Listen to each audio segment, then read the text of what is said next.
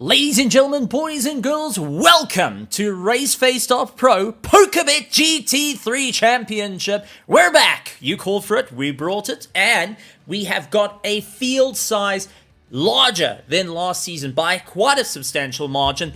Tons of sim racers all chomping at the bit to go for the win and see if they can hold the crown, not only at PokerBet, but also at RaceFace.Pro. My name is Stephen Koenig, and who's doing Pro-Am is Tristan Herbs. Also out on this channel, so you get to watch not only one, but two races happening at the same time right here for round one at Imola. It is going to be a wild race. This is round one. We're going to see drivers having to push themselves, 2 mandatory pit stops, and quite some time for racing behind the wheel. 80 minutes ends up in 1 hour 20 minutes worth of racing, and so far we're down to qualifying. Let's head down to the track as Tim has got all our cameras. All right, out on track, we have got Henry Mayer, our defending champion from last season, looking to hold the crown once again and see who's going to be able to take the fight to him. Well, at the moment, out in front, the returning Jordan Sherratt is out in first place. Many have seen the name, have wondered where he's gone. Well, here he is, Jordan Sherratt, returning to the track once again and returning back home to RaceFace.Pro. He's getting chased down by Tariq Adam and Giovanni Porzero. These three have been in a team once before. They know each other very, very well. But unfortunately, it seems like they're going loggerheads with one another. Luke Addison down into third. Now we got Fleming Bauer, Bernard Barkhuizen. Keep an eye on Bernard Barkhuizen, second in the championship. for last season, looking to make his name stood towards the top. Johan Kleinans in 7th.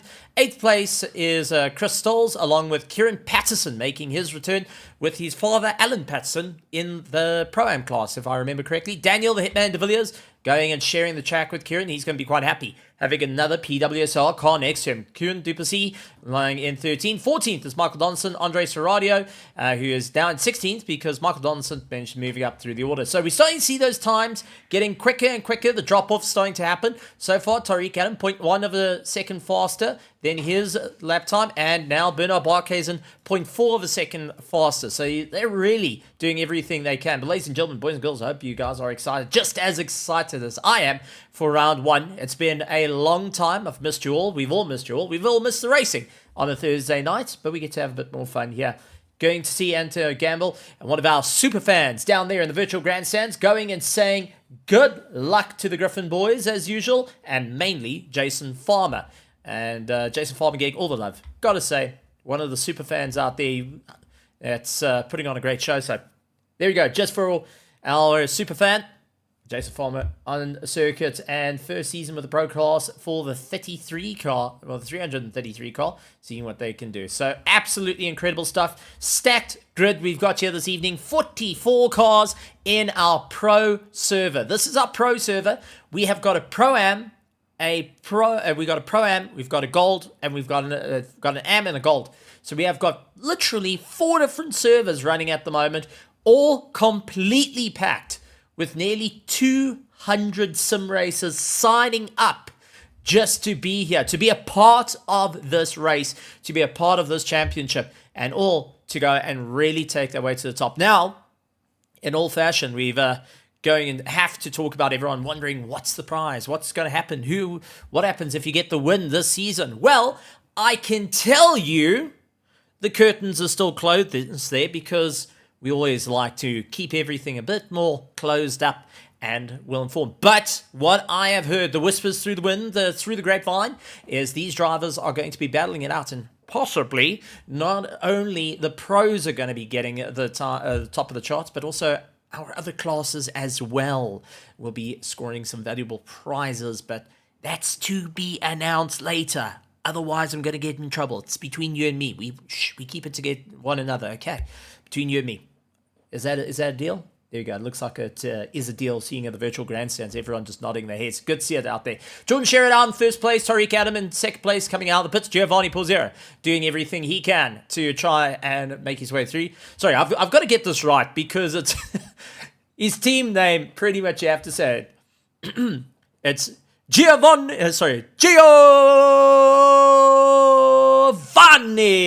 Pozzio going and running in third place. I've got to practice with that one. Really do, because honestly, I love to see the excitement. Daniel Rowe lying in fourth place. Crystals up into fifth for the Delta Negative team. They're on a proper charge. Christian Fenter out on track and going to be pushing his luck, as we do see. Oh, that is Paul Fenter, who decided to eat the wall and now losing a bit of time. Kieran Patterson behind Henry Mayer. Luke Addison down into ninth place. So he's lost out a bit of time. He needs to work hard, with Bernard Barkhuizen going onto the back of him. Now, you'll notice Bernard Barkhuizen's not with the Ominous Gaming this season. He's gone and had a bit of a chat, focusing on racing in the LFM Pro Series, but he's also wanting to spend a little bit more time with the family, so couldn't quite commit to the Ominous Gaming, but still is there supporting his friends like Gideon Rayner, a friend and rival that is out racing. And Gideon Rayner, unfortunately, not able to get the time up, getting his way through. Hannes van Wyk going and having a bit of fun out there, gets usurped by Dean Nokia as he completes his lap. So Dean Nokia moving out of the way for the hybrid racing. Quentin Duplessis sporting a new livery. We've seen him in the green and black once before. Well, we haven't get to see it this time with the Rigoli Esports written on the side, as he is now part of the Rigoli Esports. He's going and having a bit of fun out there. Great transition from hybrid, from the likes of, what was it? It was Team Tryhard, then hybrid racing, and then into the likes of Rigoli Esports. Good to have it out there. Absolutely stunning stuff. Fleming Bauer running in 20th, along with Jan Blicknote. Bago Krobler in 22nd. Daniel, the Hitman de Villiers, in 23rd. Christoph Peterson chasing down in 24th. Our champion for the Evolution Racing Academy which is an overseas league. He actually won. He's a double crown winner. So well done to Christoph Peterson going and becoming the double crown winner for the ERA Championship. That was running on a Sunday night, if I remember correctly, but he's getting a bit of support out of there. Jude Neville and Henko van den Berg. Henko going to improve. I had a bit of a chat to him before the race started. He missed out his brake marker last night and landed up going square into his own teammate. So he said, no, after a little bit of a talking and after a little bit of showing, they have worked out the kinks there. Mordred Claessen's going and making his way through. Away from the Porsche, now into the Lamborghini to make his way towards the top of the pack. Got to say, it's going to be an interesting one to see how it goes. Currently lying in 27th. 28th is Jason Farmer, having a bit of fun. Michael Donaldson of Omnis Gaming Nitro coming in. It's been a while since we've seen Michael Donaldson really throwing his hat into the ring, but good to see him returning to the track of RaceFace. And I know he has been a coach, or he got coached quite some time back. He was getting coached by a few other sim racers that also raced in Pro, and we look forward to seeing them coming and rejoining part of the grid action. Loic Randebelt chasing down Andre Serradios in 31st, so Loic's in 32nd. Ran van der Race in 33rd. Werner Skuman running in 34th. Darren Miller in 35th. Kerry van Zale, Paul Fenter in 37th. Henry Platt going and also being a new driver to the world of Omnis Gaming Nitro. Vietia Buerta going and putting his way up towards the top. Kerry Bucas in 41st, because we just had a change. SM Domingo, Terence Ferreira has also been racing overseas, and Tianas Buerta looking to make his way up through the running order. So far, quickest time out on the board, cannot be beaten, and that is a 39.2.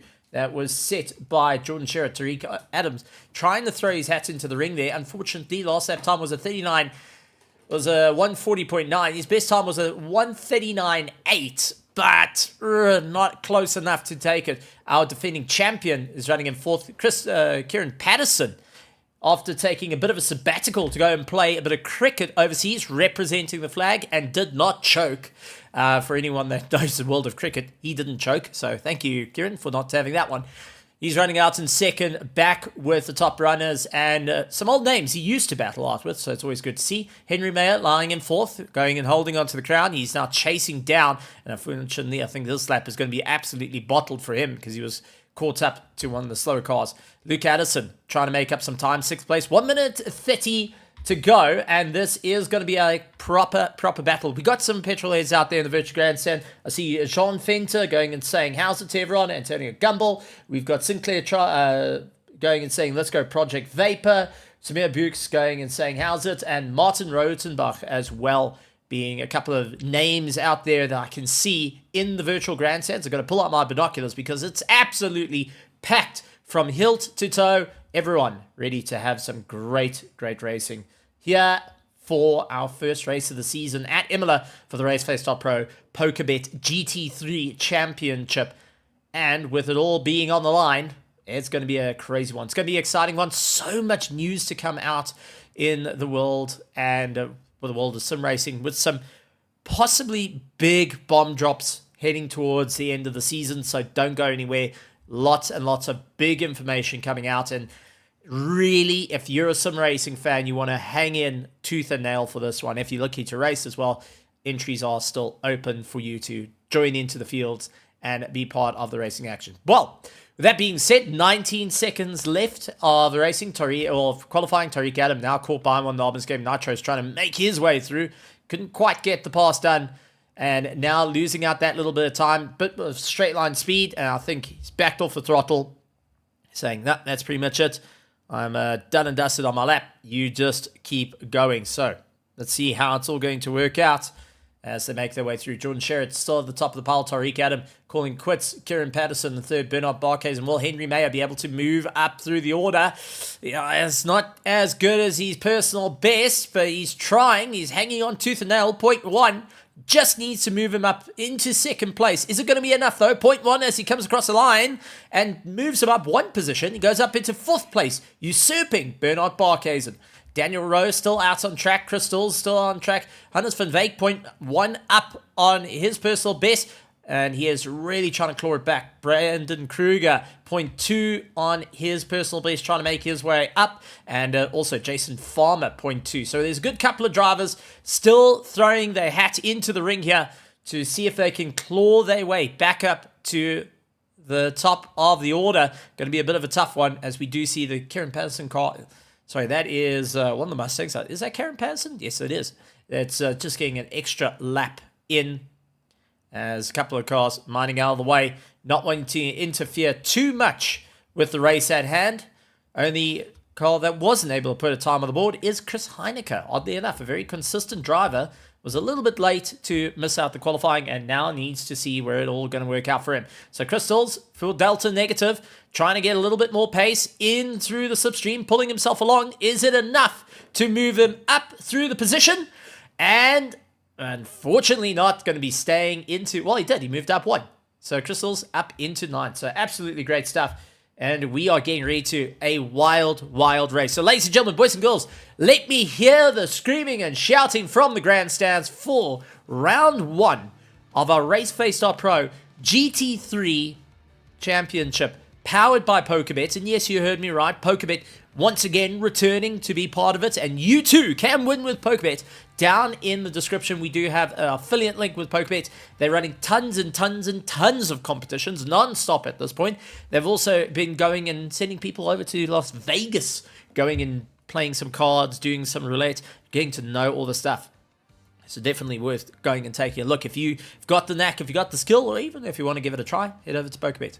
They've got you covered. We also got to say we've got some new sponsors jumping on board with us as well. For many people that don't know, we have got Scallywags Drifting Academy. Yes, you heard me right. There is a drifting academy in South Africa where they can teach you how to lose control and gain control of a vehicle and really throw you around. We've got Red Star Raceway once again being a part of the show. Glad to have them here.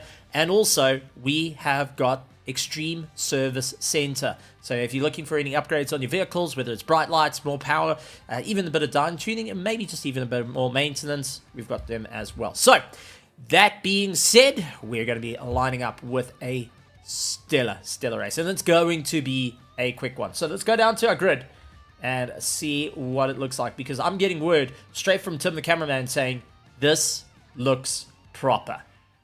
And there it is. A field of note. If we jump to the helicam, we can see how this is going to be a proper push. We bring the noise, we bring the sounds. Sherratt holding first at the pack. But that being said, now in for a race and a half. It is going to be a proper charge down, short formation lap to try and get those tires up to temp. So let's go and quickly run through our grid while we can for the RaceFace.Pro PokerBet GT3 Championship Season 20. So, it's Tariq Adam in second place, Kieran Patterson in third, Henry Mayer lying in fourth, Christian Venter in fifth, Bernard Barkhuizen in sixth, along with Luke Addison, Giovanni Porzero, Chris Stolz, Daniel Rowe, Brandon Kruger in 11th, Hannes van Veek in 12th, Maya Famusa in 13th, followed by Fleming Dow, Daniel de Villiers, Mark Jans van Rensburg, Gideon Reiner. As we go down the order, it doesn't look like we're going to be able to get everyone in before our leaders make their way through. So this is going to be a bit of a wild one. We're going to have to close it off here and go back to our camera view as our drivers make their way through. So a bit of a run up through the field. It is Jordan Sherratt against Tariq Adam holding the front row, with the rivals of Kieran Patterson and our defending champion Henry Mayer in fourth. As they make their way through, lights will soon go ablaze, and we will be going racing. 45 cars will be starting, not 46, 45 cars will be starting, and we are lights out. This is one of 4 servers. This is our pros. 2 mandatory pit stops, an hour and 20 minutes of race. Well, hour and 20 minutes of racing is going to be a close one. Jordan Sherratt leading out the pack. Can he get the jump off the line? Will he get closed out by Tariq Adam? Former team lead or team captain with him. Now looking to fight it out against, as we go, green lights racing. Jordan Sherratt getting a snap off the line, and Tariq Adam going and really putting that McLaren into the top. Henry Mayer closing his way through as Kieran Patterson looks to try and feed himself into the middle of it, as they go hard on the brakes, trying to bring themselves through. All clean as they made their way through at the start, but a little bit of contact with Bernard Barkhuizen into a bit of a mix, and that allowed Giovanni Porzero and Christian Venter to get the climb. So Christian Venter going and clawing his way back in towards the top. Jordan Sherratt pulling away from Tariq Adam, who's got his mirrors absolutely full of a big Mustang of Kieran Patterson all over the back of him. Henry Mayer going and chasing him down as, we do see the Mustang getting out of control. Kieran Patterson having to really hold on as Henry Mayer now putting a lot of pressure onto him. Luke Addison now looking to get involved as he goes hard on the brakes. He's got Christian Fenter and Giovanni Pozzero looking to go up on the inside. Giovanni doing everything he can to throw his hat into the ring. That is allowing Bernard Barkhuizen to bring back the action. So as they fight their way through, this is going to be a proper run. Daniel Rowan 9th and Brandon Kruger sitting in 10th, with Hannes van Veek going and doing a little bit of track checking on the outside. Our top two starting to open way from the pack, and that's going to help him out here as we do see Kieran Patterson going and holding back Henry Mayer as much as he can. That is slowly allowing Luke Addison and Christian Fenter to play into the hands as they close up the gap between them. Christian Fenter late on the brakes, tried getting it going. Bernard Barkhuizen tried on Giovanni, but had a little bit of a slow run. Henry Mayer off circuit though, loses our position. Luke Addison says thank you very much on that one. Gets the position, and now it is Henry Mayer in a little bit of a sandwich. He's got a little bit of a problem here with dirt on the tires. He's going to have to scrub it as quick as he can. Does have to defend against Luke Addison. Moves to the inside line, and oddly enough, Henry Mayer staying on behind. Going to go to the outside. That's going to help him. Christian Fenter trying to capitalize on this one. Bit of contact between Henry Mayer and the likes of Luke Addison, and Christian Fenter coming up on top. Gets one position over him. And Luke Addison, who went all the way through the dirt, now needs to go and pull himself back up towards running.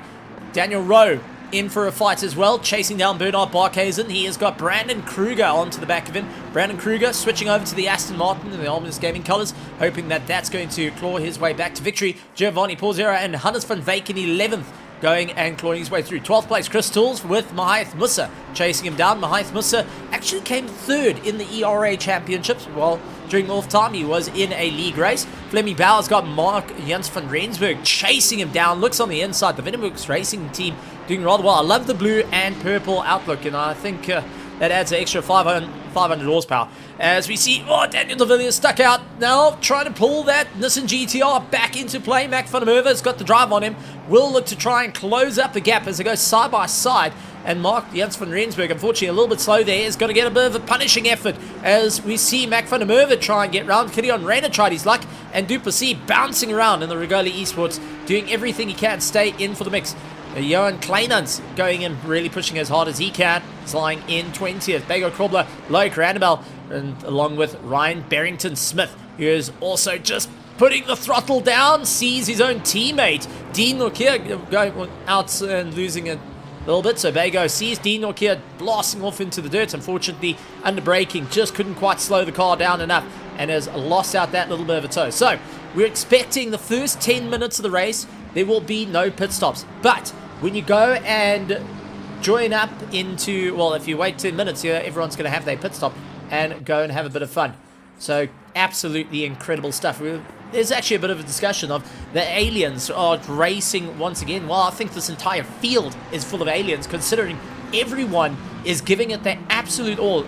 Just to let you know, during the whole grading process from start to finish, we landed up with only 0.010 between the Pro-Am and the Pro. So it was desperately close on that run. As we do see a bit of contact, a yellow flag popping up for the 118 car, and that's Mac van der Merwe, that's off. 118 is Kerry van Zale trying to make his way around, fortunately getting a bit of an concertina effect, and had to try and figure out where he can get past the number one, Michael Donaldson. I do apologize. Michael Donaldson also getting a tank slapper, throws the tail around. So we are starting to see some mistakes creeping in, a little bit of ring rust coming in. Drivers having to work their way around it. Our top 10 seems to have settled down enough, or top 8, as Daniel Rowe and Giovanni are still having a good go at one another. Giovanni runs out to the outside as Daniel is keeping him under pressure, holding the lines, has got his number there, waiting for the time. But when it comes to the slipstream, this is where it's going to be absolutely mental for Daniel Rowe, because it's a quick right-hand sweep. You're staying flat on the gas, and you have to charge your way through to turn 2. Now, turn 2 is a little bit of a difficult one, hard braking zone. If you're on the inside, you go too much on the curb, you'll land up in the dirt. Too wide, and you'll land up in a bit of a problem. So, send to the circuit. Oh! Giovanni and Daniel Rowe, a little bit of blow-to-blow contact, but Giovanni keeping it straight and rejoins the circuit. This is going to be a loss of pace, but that side-to-side contact with Daniel Rowe did cost them both a bit of time, as we see Hannes van Veek is onto the back of him, Crystals and Mahath Musa. Oh, bit of a tank slapper coming in from Crystals. He's able to hold it. Mahath Musa just hangs on. Fleming Bauer's now stuck as Daniel de Villiers looks up on the inside. So now Daniel de Villiers is going to try and put his nose in firmly, going and giving him everything he's got behind Mahath Musa. Fleming Bauer stuck on the outside, trying to move across. And Daniel de Villiers with a quick flash of the light saying, I'm here, guys. Hits the brakes a little bit early. Can he carry the momentum through over the curbs? And this in GTR a little bit understeery as Fleming Bauer is able to hold his position. But with the onslaught right behind him, it's going to be a hard case to try and fight their way through. A little bit further back is going to be Mac van der Merwe and Gideon Reyna. As Gideon Reyna gets a pass, Mac van der Merwe making the mistake and drops out wide. Juan Dubussy doing everything he can. Has got Johan Kleinans trying to chase him down. Kleinans is going to get right into that toe and really look onto the attack. Henry Mayer, though, going on the attack on Christian Venter. So it's the Martin Racing champion going against Venter Racing. So Christian Venter hoping to stay in with a bit of a fight. Sees Bernard Barkhuizen coming at him. And now we have got 1 and 2 of last season, nose to tail on one another. And let's see how this is going to work out. Whether they're going to play nice with one another and focus on attacking Christian Venter, or have they still got some well, we've got a little bit of beef still in the bag. Well, Bernard Barkhuizen goes for the huge send into turn 2, gets on the brakes, side by side, runs over the curb. The two of them not backing down. Henry Mayer has to back down, puts a wheel on the dirt. That's compromised his drive, and Brandon Kruger tries to usurp him, goes around the outside, well, inside, and now looking to go late on the brakes. Can he get it done and dusted there? Aston Martin trying to put his nose in, just unfortunately couldn't get it crept in time, and now has to try and fight his way back into the order. So definitely not a fun time for him. Luke Addison going and duking out against Kieran Patterson, the ITV Esports against the PWSR. Been a while since we've seen these two names duke it out, and does look like Kieran Patterson going and giving him a little bit of a run there, saying, okay, buddy, you go and move on ahead. I'm going to try and keep tail on you. These two not wanting to lose out too much time, because they're already about 2 seconds behind the likes of 2.6 seconds around Tariq Adam, who's in second place, and Jordan Sherratt checked himself out of the fight, long since gone at the moment. And that's why you can say you're one of the best drivers in the world, when you can get into those quick hot lapping runs. But also, these drivers are giving it the absolute all. We got the fastest in the world drive-through penalty going to Christian Venter. That is for track limits exceeded. Absolutely gut punch of note. You're now in 5th place. Drive-through penalty means that you're going to be doing 3 essential pit stops during the course of the race. That is going to knock you out of the top 10. There is no way he's getting back into the top 10, unfortunately, and that is going to be an absolutely agonizing effort for our drivers. Brandon Kruger keeping on the back of Henry Mayer, as Henry Mayer has got the chase. Brandon Kruger hoping that he can still follow through, switching out from the Ferrari 296 to the Aston Martin V8 Vantage AMR, and is now really showing off what he can do. And you can see how Christian Venter disappeared off our leaderboard in a rate of knots, and that is what happens when you start getting into it. But this is why we got to start thinking about the thinking game. This is where it's going to happen, when you're going to do the pit stops. Now, many of these drivers are sitting within a huge team, as we see Hannes van Veek getting all unsteady and driving over the curbs. Crystal's going to come back at him, and now Mahath Musa also staying into toes. We do see Daniel de Villiers, who was pointing the wrong direction. The number 93, unfortunately, looked like he had a bit of contact. That was all she wrote. So let's quickly go and take a look. Oh, a bit of side-to-side argy-bargy with one of the ominous gaming cars. And he gets caught up behind. Mac van der Merwe goes and tiles up next to him. Oh, do you see one of the cars having a bit of a smack around? And Quindu Passi. Oh, no, Mac van der Merwe just a little bit of a late dive there. And unfortunately, gets a snap right across the nose of one of the Ferraris. So that is not going to be good. And it definitely hurts for one of the Delta Negative cars. So, bit of a change up there. Bit of a little elbow-to-elbow racing going and coming into play. As we see Duplessis trying to hold back Mac van der Merwe, scoring a little bit of damage on the back of him. On the front of him, Bego Krobler now into the toe. But this is a huge train, as we do get word. Pit window is now open to get it sorted out. This is where your practice and your strategy comes into play. Will we see those early pit stops? Will we see the late pit stops? We will only be able to tell because the whole pit window closes in the last 10 minutes of the race. And it does look like a bit of a bait for Duplessis, hoping that he can try and bait Mac van der Merwe. Leaned into the pit lane. No one was going to take it. No one was taking that bait. That was completely fishing without any bait on the end of it. And unfortunately, you're not going and fighting for salmon. You are fighting for tigerfish at the moment. Gideon Reyna chasing down Johan Kleinans, doing everything he can. Has got Christoph Peterson chasing him down in the little Honda. Ryan Barrington-Smith, his teammate, tailing on behind. Has got Johan Blicknote, Hinko van der Berg, followed by Mark Jens van Rensburg and Issam Domingo. So we've been seeing some up and down battles at the moment. Drivers trying to push their way out through and really see where they can go. Kieran Patterson still on to the back of Luke. Can't quite get that pass done and dusted yet. Henry Mayer opening up a little bit of a gap to Brandon Kruger. And Giovanni Pozzero coming back into the fight. Looking to really send it in for the inside. Couldn't quite get it done. And now has to wait it out into the next chicane. As he's tucked in behind Brandon Kruger. And having to just be a little bit more patient here. And seeing where the race is going to go. Crystals doing everything he can to defend against Mahath Musa, who's been putting a fair amount of pressure on him. And Mahath Musa hoping that he can get a little bit closer to Anders van Veek. The three of them have been fighting it out non-stop. This is just a proper nose-to-tail battle as we do get a yellow flag for the 296. There's Jude Neville coming out of the pits. So Jude Neville exiting the pit lane, and it looks like quite a few coming out of pit lane. That is Loic Randabal, Paul Fenter, Daniel Hitman de Villiers, and Michael Donaldson, all going and getting the pit stops done and dusted for their first outing. Unfortunately, Sorodio, who is starting, he went into the pits early on to get some work done, but it was during the 10 minutes pit lane wasn't open, so he's going to have to do a pit stop yet again on that run, and that's going to be just absolutely detrimental. Christoph Pearson, Mark van Rensburg, all pulling into the pits, and Rian van der Race also pulling into the pits. So we're starting to see those earlier pit stops coming in. And as I was mentioning, the teams do chat to one another. They do also have someone in the background giving a bit of information, going and helping out. And you might not think it's a very important thing for having a pit boss around you.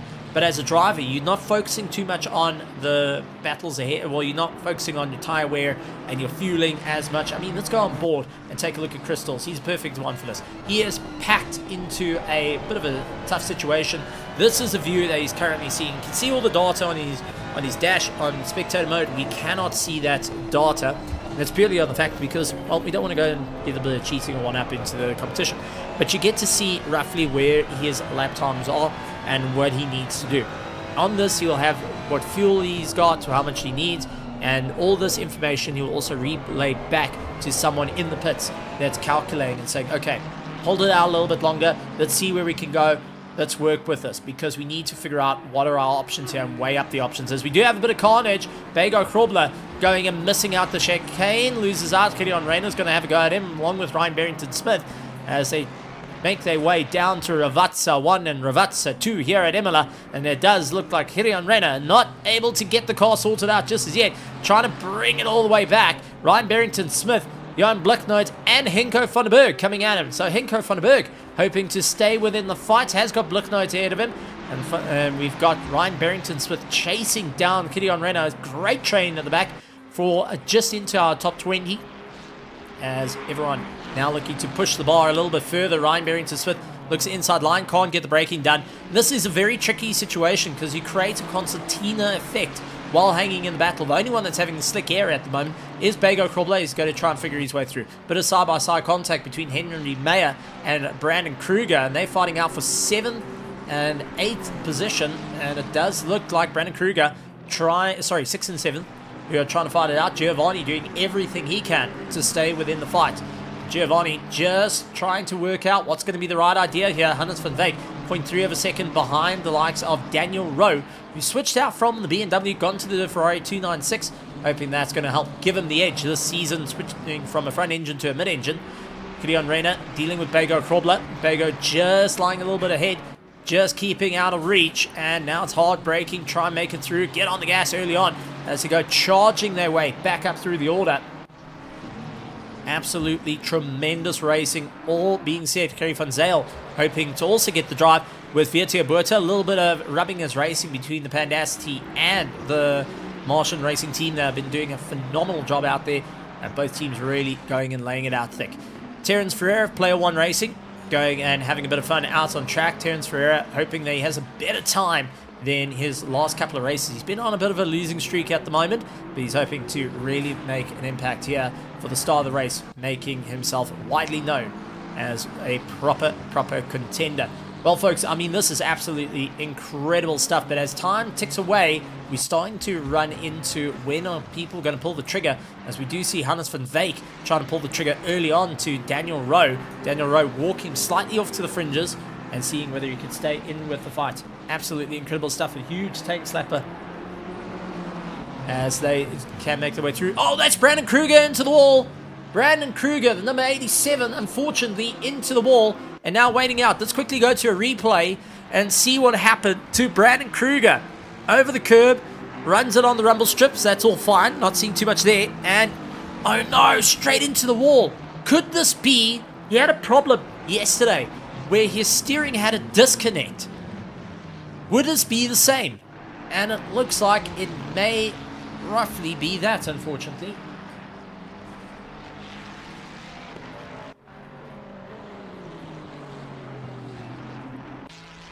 Jason Farmer coming out of the pits, trying to make his way through. It does look like it was a steering disconnect, which means it's a mechanical failure, and unfortunately taking him right out of the race. And one of our top contenders, unfortunately, losing out a bit of time. A gut-wrenching blow.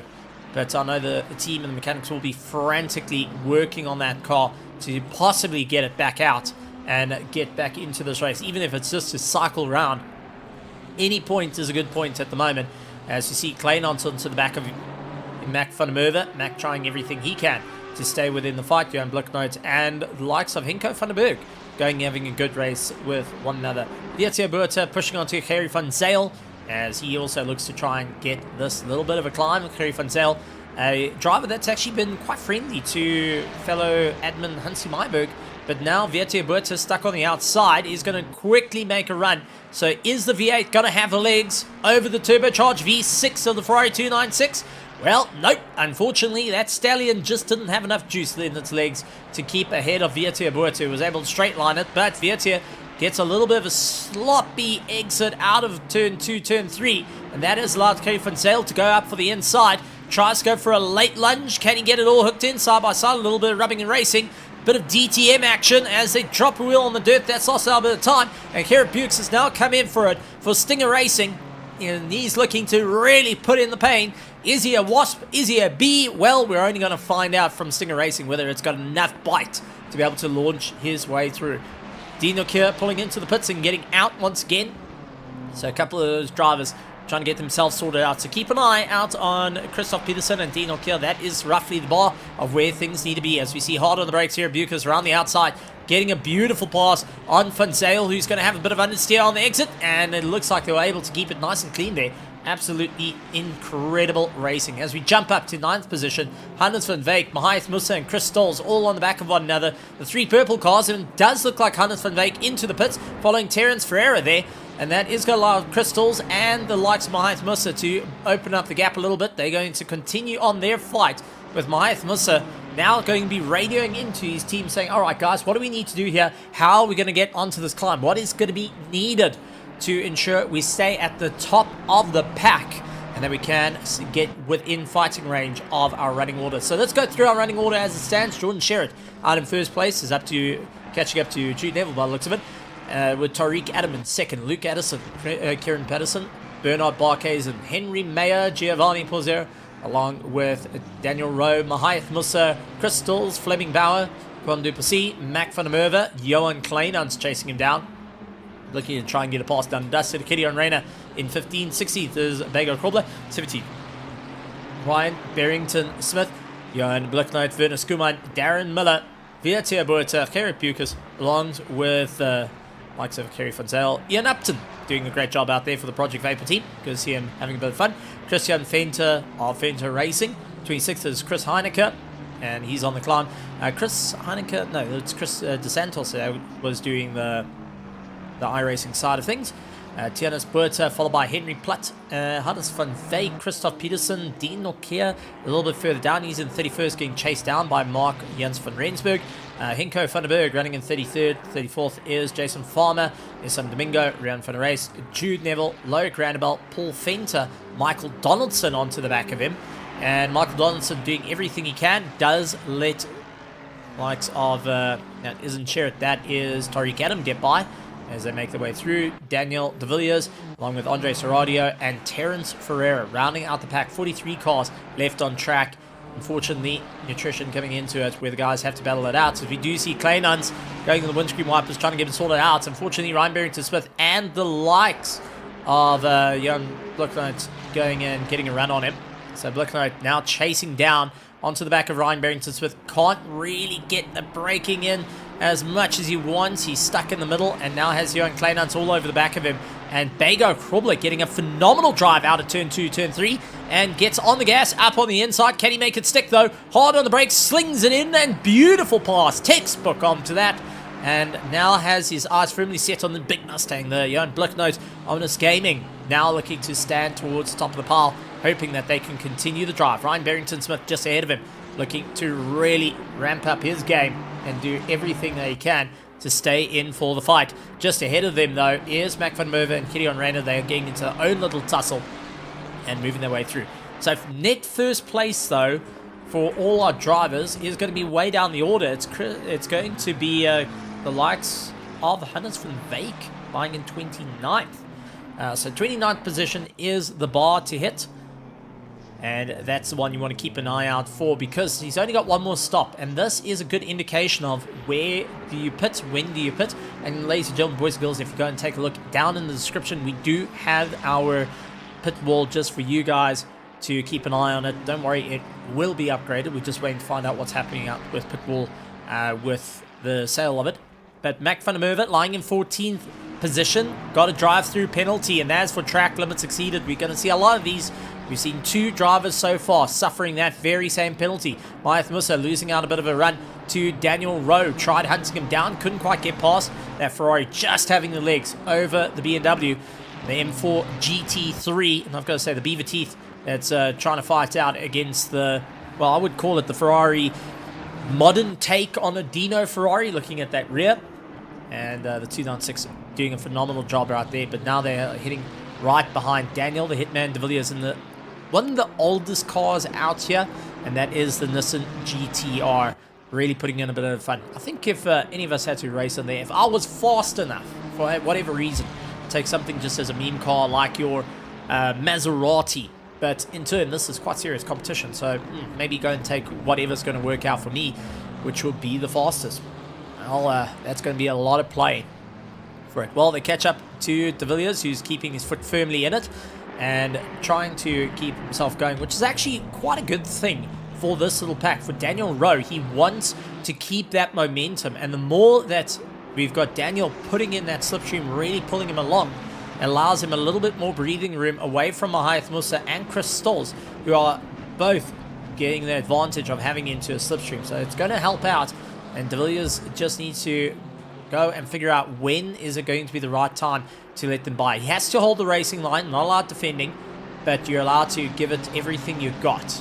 So you're allowed to brake a little bit earlier into turn 1, turn 2, allow the cars to sweep on by, or you can be the nice one, stop on the line. But it looks like he's going to keep it going, and this is continuing the effort. Once again, a very helpful thing for Daniel Rowe, as he's got a slipstream to try and keep the likes of Mahath Musa at bay. Just that little bit is doing a good enough job. Crystals has got Fleming Bauer, who has now joined into the train as well. So Fleming Bauer just sitting out of that top 10, lying in 11th position, is on the charge as we see De Villiers going off circuit, and that has freed up Daniel Rowe, Mahath Musa, Crystals, and Fleming Bauer to get themselves running and going to the top of the pack once again.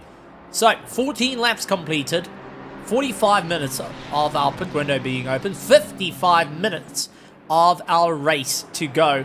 2 mandatory pit stops here at Imola, with these tires absolutely getting drilled into the ground. We're going to start seeing that top off roughly about lap 20.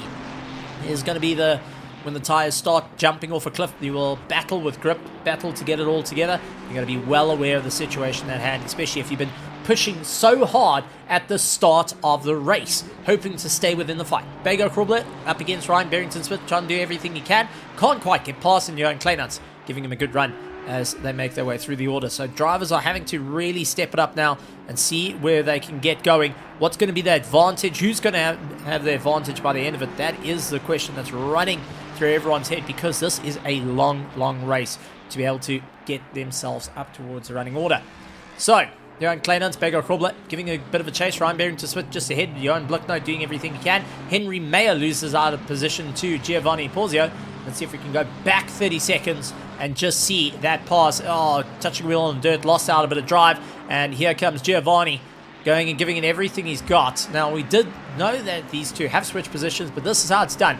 In the slipstream, pulling each other along, both absolute professionals in the world of sim racing. And Henry Mayer going and sporting the new aluminium rig he bought with the winnings from last season.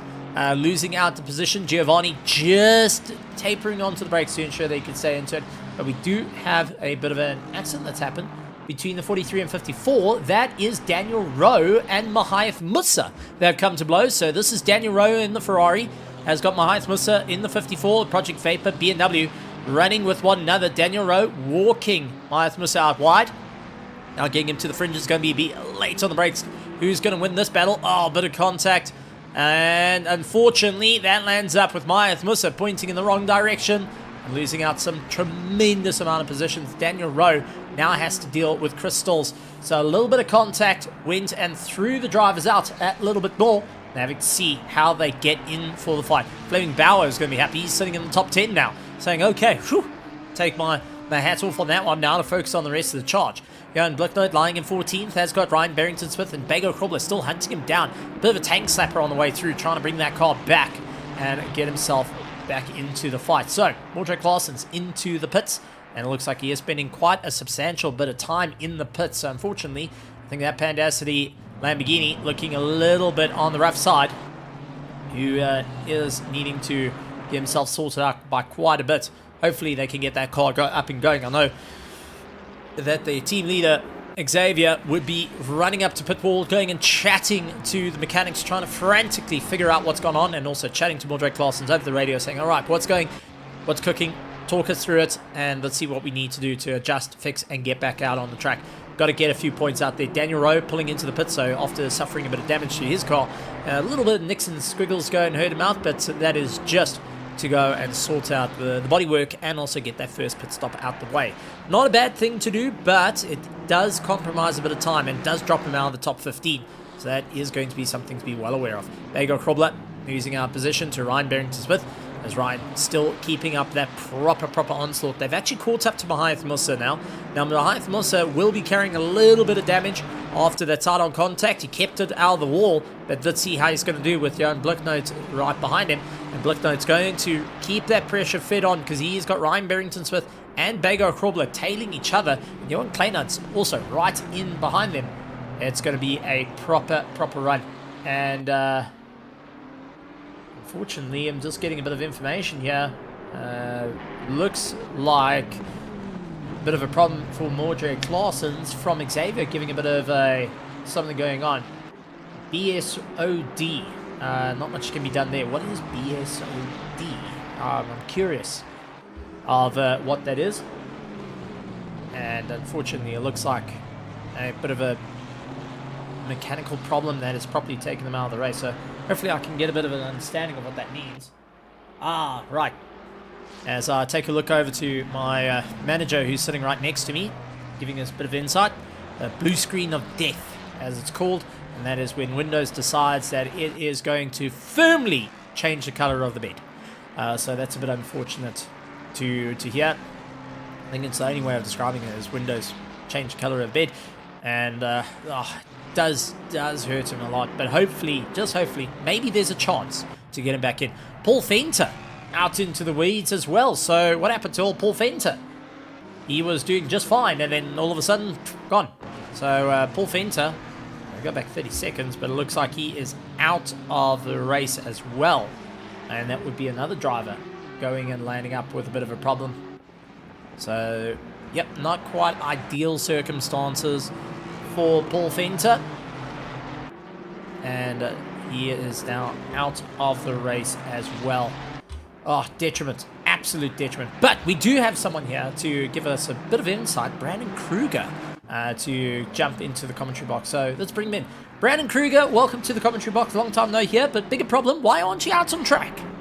Hi, Steven. So, again, what happened, the same as last night. My wheel just all of a sudden turned on its own, throttle and brake, put me into the wall, and nearly steered out on track and ruined other people's races. I had to Alt F4 so quickly. Otherwise, other people would have been victims too. But yeah, no, for some reason, in the past 2 evenings, my Moser wheel has just died on me. Not died, but like, as the moment I go over a curb, it gets rattled for some reason, turns on its own, and the throttle and brake just like go half-half, and it's as if the game has lost complete connection. So yeah, that's my race down in the dumps, unfortunately. Man, that is gut-wrenching. Mechanical failure being it. Well, you know, hopefully the team can get that up and sorted and get you back in for round 2 next week. But take us through the start of this race. I mean, monster field of cars, monster field of names, new, old, and you know, from former seasons to current seasons of the RaceFace.Pro PokerBet GT3 Championship. I mean, this is a wild one. And also, change of car for you? Question why? Okay, yeah, let me answer all of those. But yeah, the strongest field in the history of RaceFace, for sure. We have the fastest Oaks in South Africa competing, and it is really great to see. Absolute privilege to be racing amongst these guys, and also somehow ending up so close as I did. I was very surprised. But yeah, I changed to Aston. So as I told Daniel Rowe last season, I just did not feel at home with the Ferrari. It is a very easy jump in and drive car, but for some reason, any sort of rotation and the car would just get loose under me, and I just couldn't get the drive out of that thing, and I was miserable in it. I was utterly miserable. And then come the 9 hour, I told Barkhuizen, I want to drive the Aston, I want to try it, and it felt great. We eventually then reverted to the Ferrari again for the 9 hour, because he didn't like the Aston. But something about the Aston just gels with me. It is honestly the OG car. I used it in my first season. I'm now using it in this season. It just drives the way it should, and like I can't fault it. Even on 0 TC, like I did, it felt like F1 games again. Like I have to modulate the throttle. It's magic. So that's why I switched cars. Well, absolutely great to see the reasoning behind it. A lot of people wonder, they sit back and go, hold on, but why did you change cars? I mean, you were doing well in the Ferrari, but to hear that it wasn't quite gelling with you does become a thing. Now, on a circuit like Imola, we're seeing a battle of Ryan Barrington Smith, Mego Krobler. They're going ham at one another, trying to chase each other down.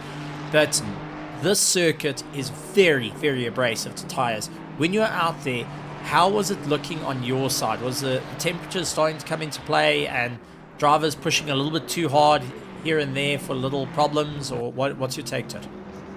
So in the short stint, or like the 20-25 minutes I raced, my pressures were fine. The little bit of practice I did, I ironed out all the kinks. I got comfortable with the setup, only doing race simulation. So it felt comfortable, it felt fast. I think my fastest lap was a 40.3 at one stage, and I was constantly doing 40.4s, 40.5s. The tires, they felt in tune the entire time. I had no struggles. I even overtook Rowe and Mayer, and like the car was just alive. So I had no struggles, and I'm quite used to the track. I like to race it a lot in standard AC. If I were to test anything in standard AC, I'd always take it to Imola. It's got a mixture of slow, fast, and sweeping corners. Also nice to drift. But yeah, it's I can't really speak for the others. I know different cars, different characteristics, different feels. But I imagine the front engine cars are having a good time. The mid-engine cars, there can be quite a lot of sliding involved. So the tires can get a bit worn for the mid-engine, a little bit quicker. And I've got to ask, I mean, this season there's been a lot of hype around it, getting back into it, seeing just the entry for Pro-Am, Am, and Gold just being absolutely packed. amongst the team, what are the discussions that you guys have been having? Has there been lots of excitement to it? Has there been a lot of just keeping a close eye on what the competition has been doing? We know that there has been a couple of races during the course of our off-season that everyone was having a bit of fun in the fun races, as we see Hick van den Berg, unfortunately, with a drive-through penalty. But anything from your side that's the whole team is talking about or worried about or mainly aiming to get the climb on? Yeah, well, the team was ecstatic about the season. The grid was so packed and everyone's times are so tight. We nearly got the entire team into pro. One of our drivers, Swinburne, he managed to only get into Pro-Am, but at least at the top, he did quite well. He's also quite a setup builder. I'm actually using a setup he built for tonight. Last night I used Hymo setup. I was not comfortable with it at all. I was slowing Bago down, and then today he's like, "Hey, try this out, give it a go." So despite being in Pro-Am, he really has a good head on his shoulders. So I'm proud to have him on our team. But yeah, we managed to get 95% of our team into pro. That's great. Everyone's trying their best, trying their hardest. They just want to be at the top, and that's all we're aiming for at the moment.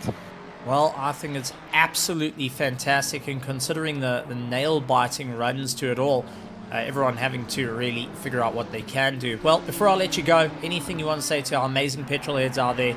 I mean, ladies and gentlemen, boys and girls, give him a round of applause. I mean, Brandon Kruger, unfortunately out of the race, but still taking time to come up to the commentary box just to give us a bit of insight. One of our absolute legends in the pros. Can we just give him a huge round of applause from all our petrol heads out there in the virtual grandstand?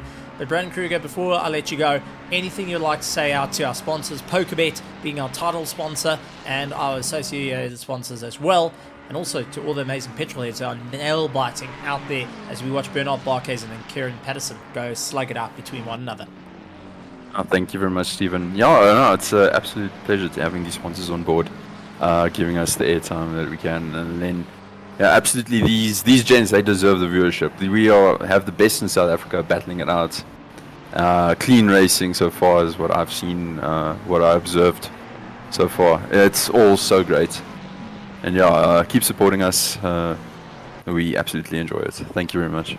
Well, thank you. And well, I did see you in the grandstands busy going and worrying about Morjo Claessens. Well, just to let you know, he's back out on track and is going to keep going. Despite having the Windows crash, he is still out there persevering, pushing on. And I've got to ask you, as a pro driver, you get to see a person like this that's gone through, you know, pretty much his entire computer going, well, I'm done with this now, and still pushing on. Does this earn a bit of respect from you as a pro driver for someone that's, you know, still hanging in there, 7 laps down, but is still turning laps? No, absolutely. I mean, you know me. Have my fair share of problems. You know, of all the disconnects I've had, thanks to internet. And the one time I do fix my internet, I now have real problems. But no, absolutely. I would have actually joined him had I not been uninstalling my Moza Pit House software and rolling back the firmware. But yes, no, it is absolutely wonderful for him to get back out. He deserves a round of applause. I think, like, just because you do suffer a technical setback like this doesn't mean you have to stop racing entirely. Just because you're not going to be earning anything from it, you still get that experience. You still get that excitement of battling it back. Well, so I'd say I'd rather take a drive-through than a disconnect any day. Then that way you at least have like positions to fight for. You still have Thursday evening to enjoy. But yeah, no, absolute props to him. Thank you. Absolutely great to have you, and thank you very much, Brandon Kruger, for all the hard work you do behind all the scenes. And for anyone that doesn't know, Brandon Kruger is part of our admin team here at RaceFace.Pro. Goes and makes sure we all stay on the tip of our toes and not get into too much trouble. I say too much in inverted quotes because, well, anyone with a live microphone can always get anyone into trouble. Thank you very much, Brandon Kruger, and I hope you enjoy the rest of the racing. Will do. I'll keep reading. Absolutely great stuff. Brandon Kruger from KSR and Honest Gaming going and meeting out there. So great to see him. Glad to have a bit of fun. Sad to hear him go. And the way that he went and went out is not really... Oh, man. All I can say is this is going to be a proper run. I have to say this is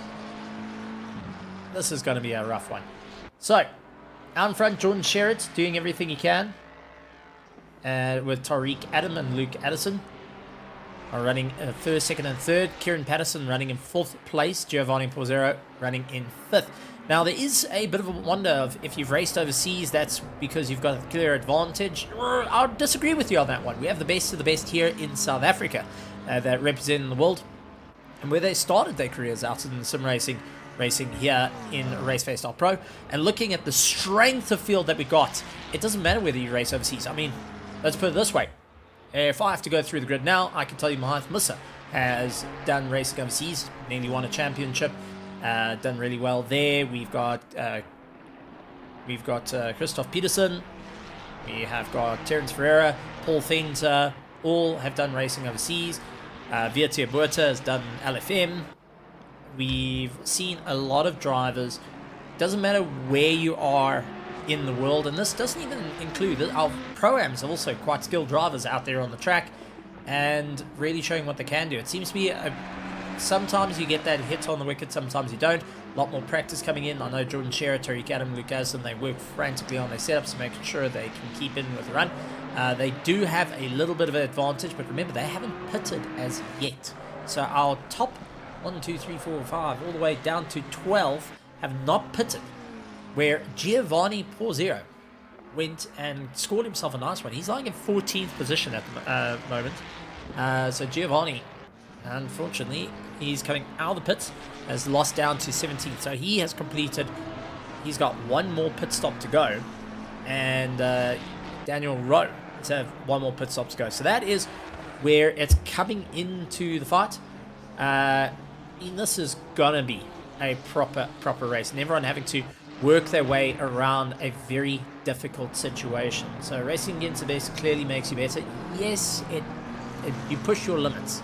You really do push your limits, as Luke Addison is pushing the limits of what his pit lane limiter can do as he dives into the box. So Luke Addison stopping in the box. Henry Mayer is going to stop in the box with Fleming Bauer. So it looks like they're trying to usurp Luke Addison now, playing a little bit of a catch-up game there. Chris Stolzer is going to continue his drive out and really push on the way through. So he's not backing down from the fight. He wants to really make his way up towards the top. This is why I say the South Africans out here we have on the track in sim racing is some of the best in the world, because quite frankly, we're the only people that seem to be going and fighting out, whether it's load shedding, whether it's now software issues, as we heard from Brandon Kruger a little bit earlier. But we've still got that perseverance to keep on going. It's not smash and book it out of here. We're going to keep that drive as much as possible. And Mordred Claessen's been one of those drivers at blue screen of death of Windows. Thank you very much. He's still out there. Mac van der Merwe, on the other hand, is going to get a stop-go 30-second penalty. And that is going to hurt his time quite severely on the way through. So Mac van der Merwe going to be giving a big facepalm of note, going and saying, well, that shouldn't have been the right idea. Darren Miller dealing with Hinko van der Berg. Van der Berg trying to look on the inside. Couldn't get that pass down. Looked around the outside. Got squeezed out by the likes of Darren Miller as they get back onto the throttle. And you can see Darren Miller going a little bit sideways. Not too happy there. Thriller Miller having a little bit too much thriller for the time at the moment. And Hinko van der Berg doing everything that he can to chase him down over the sausage tubes, bouncing around. And Kerry van Zyl just hanging in the works there. 1.2 seconds. So this is going to be a proper run through the order. Many of these drivers are trying to figure out what they're going to do. Kieran Patterson continuing out his drive as Jordan Sherratt, Tariq Adam, they have both pulled into the box. And here comes Chris Stills. Mahath Musa, I think might get onto the back of him. And Johan Blicknote a little bit further back. But Chris Stills definitely going and taking up that position. So we do have a change for first place. It is Kieran Patterson, one of our top cricketers here in South Africa. I will say so myself, and I do firmly believe one of our future players for the Proteas. That was Kieran Patterson. For anyone that doesn't know, go and definitely follow him out on social media. Great stuff. And he's been doing great movements across the world. Multi-sport talented in that regard. Chris Stolzer trying to push his way up through the order for the Delta Negative team. Delta Negative have improved leaps and bounds over the course of their racing, and now looking to try and make their way through. Johan Blicknote also out in the Mustang, sporting new colors for the Ominous Gaming, a new driver to the Pro field, and also I think a new driver to the team as well, as we do see Jordan Sherratt with a stop-go 30-second penalty. Man, after running 7 seconds ahead of the field, got off the pit limiter a little bit too early, and unfortunately gosh. Whoa, get a little bit too excited there. The microphone even goes flying. Gets a stop-go 30-second penalty. That means he has to really get the climb in. He has to now get a constant run through. He has to actually set 1 minute 40, low 40s to be able to get back into that top 10. 30 seconds is absolutely gut-wrenching from a first place perspective.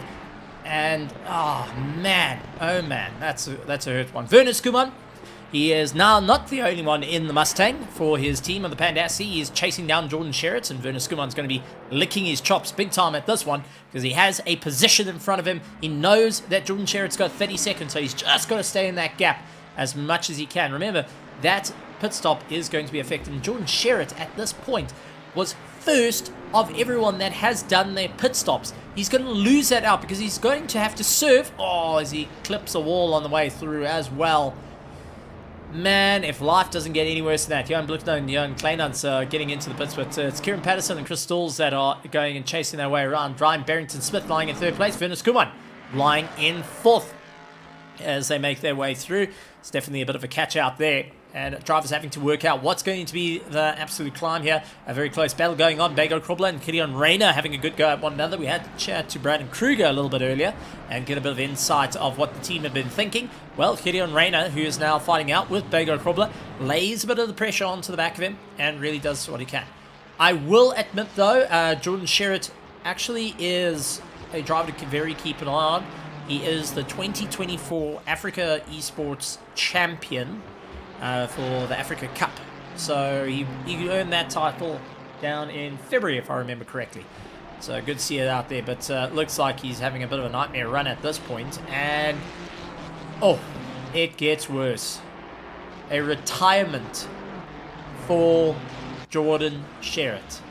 Jordan Sherratt has retired out of the race with it all. Oh my heavens. So Kieran Peterson, Chris Stalls now into the pits. That's going to allow Barrington Smith to get into it. But oh man, it looks like after that penalty, Jordan Sherratt and the team have spoken to one another and decided to rather just put the car into the pits and park it. Not how I wanted to see that end. I mean, one of our top runners now unfortunately going out of the race is definitely a gut-wrenching blow, but it does give a bit of a door open for one to move forward. So we do see that we get this bit of climb. We'll see a bit of a change up towards the sharp end of the field. It is a gut-wrenching blow, but to be in it to win it, you've got to be in it. You've got to cross that check flag no matter what and keep in the fight. So if anyone does have comps to Jordan Sherratt, which I do know there's a few of you watching, go and let him know that Stephen Koenig says he needs to get his backside back behind the steering wheel because that car is not dead, it's not done, and can still get out in racing. And just to cycle around, why not? Because at this point, he has knocked himself out of the race, and not quite the way you want to do it. You don't want to go and throw your hands up in the air and say, we're done. You want to ensure that you get it to the end. So Duplessis onto the back of Jason Farmer. They're going and chasing down right behind the Hitman, Daniel the Hitman de Villiers. Into this GTR, going and pioneering his through. Ryan Barrington-Smith out in first place. So let's go through our running order. Ryan Barrington-Smith, Werner Skuman, Tariq Adam, Luke Addison, Daniel Rowe, a little bit further down in fifth. Bernard Barkhuizen, Giovanni Porzero, Kieran Patterson, Henry Mayer, Chris Stalls, Gideon Rayner, Dean Nokia, Jason Farmer, Quan Duplessis, along with Mahaith Musa, Johan Blicknote, Johan Kleinans, Beggar Krobler, who's exiting pit lane now. Where is Darren Miller though? Darren's going to be just missing out that. He's running in 19th. 20th is Kerry Funzel, Fleming Bauer, Henry Platt, Mark Jens van Rensburg, Christoph Peterson, Issam Domingo, Christian Venter, Via Tierbuert, Rian van der Reysen, 28th, 29th, Loke Randabel, 30th, going to Herod Bukes, Michael Donaldson, Andre Soradio, Chris Haneke, Ian Upton, along with Daniel Hitman de Villiers, Henko van der Berg, Hannes van Veek, Tiernas Buerta, Terence Ferreira still sticking out there, doing a great job. Mac van der Merwe into the pits, and Mordre Claessens still out and going, as we do see Mac van der Merwe with a stop-go 30-second penalty added onto his time. So not ideal circumstances during the course of it, but Johan Bego Grubler, very interesting to see him out there. He is currently everyone that's completed all his pit stops, and it looks like, barring our first two, Ryan Barrington-Smith and Werner Skuman, they're the only two cars that have not completed their first pit stop. So something to keep an eye out there. Jason Farmer, the GSR team, the Griffin Sim Racing, going in, giving absolute horns against the Regali Esports, and Daniel Rowe, going all over. Row, we go round. He goes and loses up his head. So what happened to Daniel Rowe? Because he had, that looks to be Christian Venter having a go at him. So Christian Venter around the outside, going to be locking in the inside, heading into turn 2, carrying a lot of momentum. McLaren versus Ferrari hard on the brakes, and they just rub wheels with one another. Daniel Rowe able to keep it out of the wall, but that was an absolutely berserk fall off. And, that is just a hit in the cheeks. Getting a bit of insight coming in from Jordan Sherratt. Actually, you know what? Jordan Sherratt, the commentary box, if you go to the commentary interview room, it'll be wonderful to have you dive in. I know there's going to be a few people looking forward to having your voice, and maybe you can come and explain to our petrol heads out there.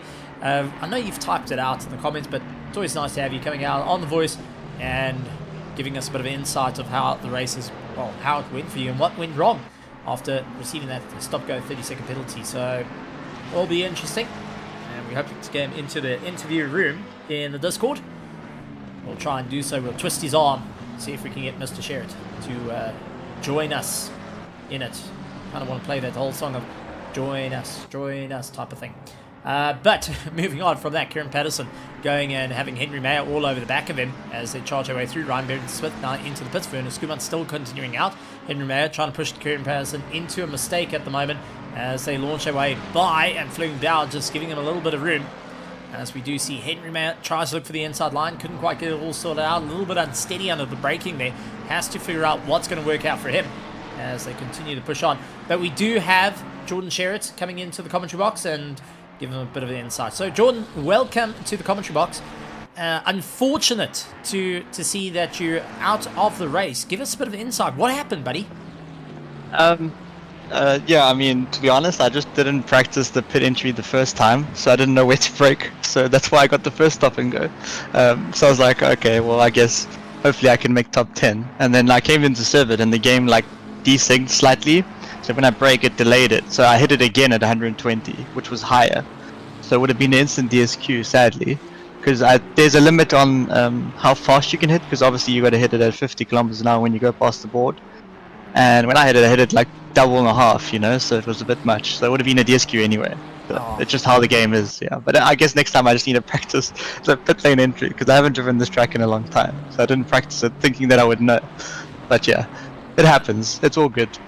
Oh, very unfortunate, but I mean, anything happens. We had Brandon Kruger, he had a wheel failure. Mordre Claessens, who's back out on track, he's had the Windows operating system have a failure. I mean, it seems to be that little bit of a gremlin sitting in the toolboxes that can give a bit of a problem. As we see Daniel Rose actually got a drive-through penalty for track limits.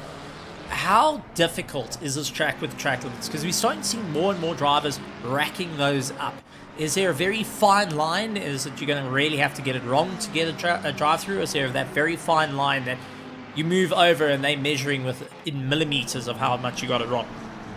Yeah, I mean, Imola itself is quite a difficult track in general, just to drive itself, the way the curbs are, the way the track layout is, and the fastest way is to make use of the track limits, right, with the curbs, and that's what kind of separates a few of the drivers, because one who can stay close to that limit and know where the limit is obviously can gain some time.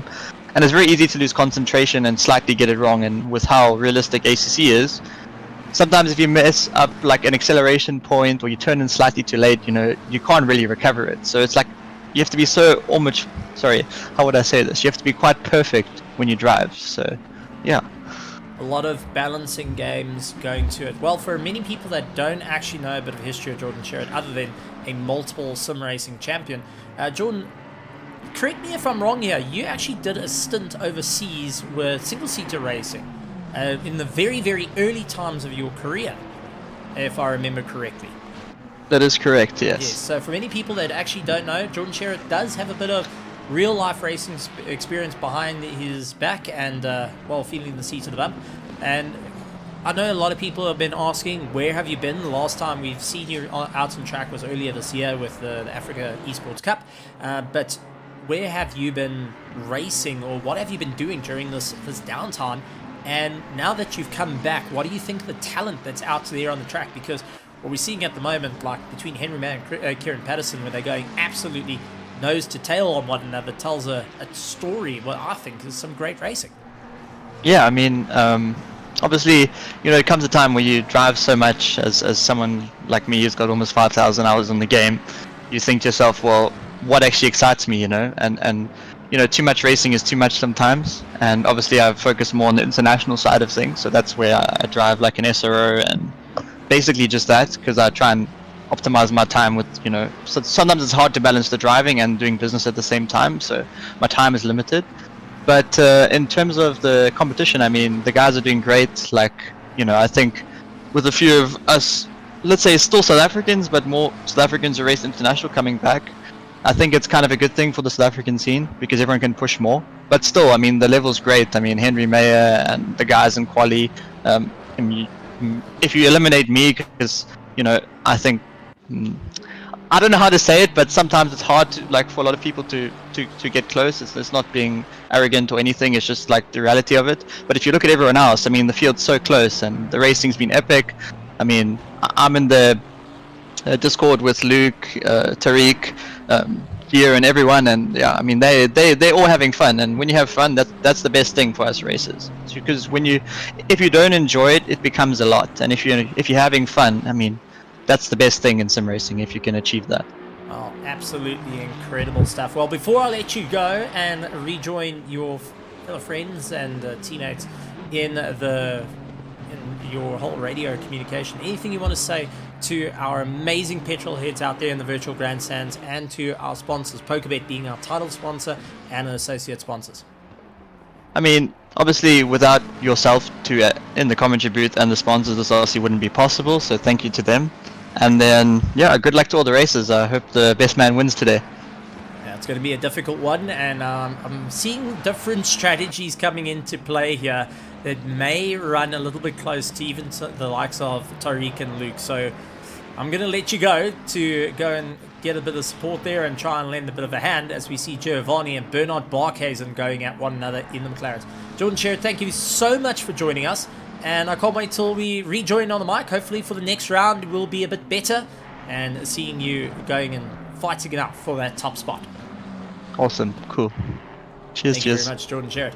Well, there we go. The man, the myth, the legend, coming into the commentary box, giving us a bit of an insight. Unfortunately, going and losing out a bit of time, landed up with a bit of a problem, and then landing up with, well, you're going to get disqualified, buddy, so let's rather park the car and fight another day, but looking to still put in as much work to try and help out the rest of the team to say they are doing everything they can. So good to see it. Good to see that there's still excitement coming in and having a bit of fun. Bernard Barkhuizen and Giovanni Porzio fighting it out with one another. Giovanni has done really, really well in the past here at Imola. He's really gone and gotten to grips with it. This time around, though, Bernard Barkhuizen making the car very, very wide against him as they make their way through. But we are starting to see there was a yellow flag getting kicked up. Luke Addison, oddly enough, landing into the weeds. So Luke Addison landing up with a bit of a problem there. What happened to the number 13? So we go back about 13 seconds. Did he miss his brake marker? Okay, that is one of the Project Vapor BMWs that is right behind him. As they come out of the pits, here is Tianas Buerta trying to make his way through. 3 wide, not going to work out. Oh! Unfortunately, on the Project Vapor BMWs, hook, line, sinker, dive bomb away, and Jason Farmer goes on by saying, oh, thank you, I'll take that position. But Luke Addison will be carrying a bit of damage after that little one there. Unfortunately, bit of overzealous diving in for it and missing out the brake marker by 1 or 2. Goes and lands up with a world of problem. Well, take a look. Henry Mayer in 9th place is currently trying to make up the climb. He is looking to stay within the fight. And Henry Mayer, who actually he's down into 11th position, has completed all his pit stops along with Werner Skuman, Bago Kroblo, Kirion Reiner, Fleming Bauer, Dean Okier, Mahaith Musa, Janssen van Rensburg, along with Jason Farmer, Kieran Patterson, Esam Domingo, and Fenta doing all their stops. But yeah, a little bit of an interesting one for our racers as they try and figure out each other and try and figure out what to do. As you see, Johan Kleinans doing everything he can to get onto the back of Johan Blicknote Jr. Oh, is that Junior? No, that's Johan Blicknote. Not Junior and Senior. There is a Senior and Junior that does do racing, so get a little bit of confusion there. Giovanni Porzio going and fighting out with Bernard Barkhuizen. Bernard Barkhuizen really leaning in and looking to get into the fight. He is now running in 3rd place, so this is rather helpful. He's 5 seconds behind Luke Addison at the moment, so he can start reaching up ahead. Luke Addison still suffering with a bit of damage as we see Kieran Patterson pulling into the pits and also pulling out of the pit box. He is going to be giving it everything he's got. Quick burnout just to heat up those rear tires. And, well, why not? Go and flatten out the tires while you can and really stay within the fight. 19 minutes left of this hour and 20-minute race, and so far, battles all over the show. Dean Okier dealing with Mark Jans van Rensburg on the Venomworks Racing Vipers, looking to go and sink its teeth in to the likes of the hybrid racing and see if he could get into the fight. Dean Okier hoping that he can hold on and just go that little bit closer to Mahayath Musa, who came 2nd in the ERA ACC Championship, one of the overseas championships.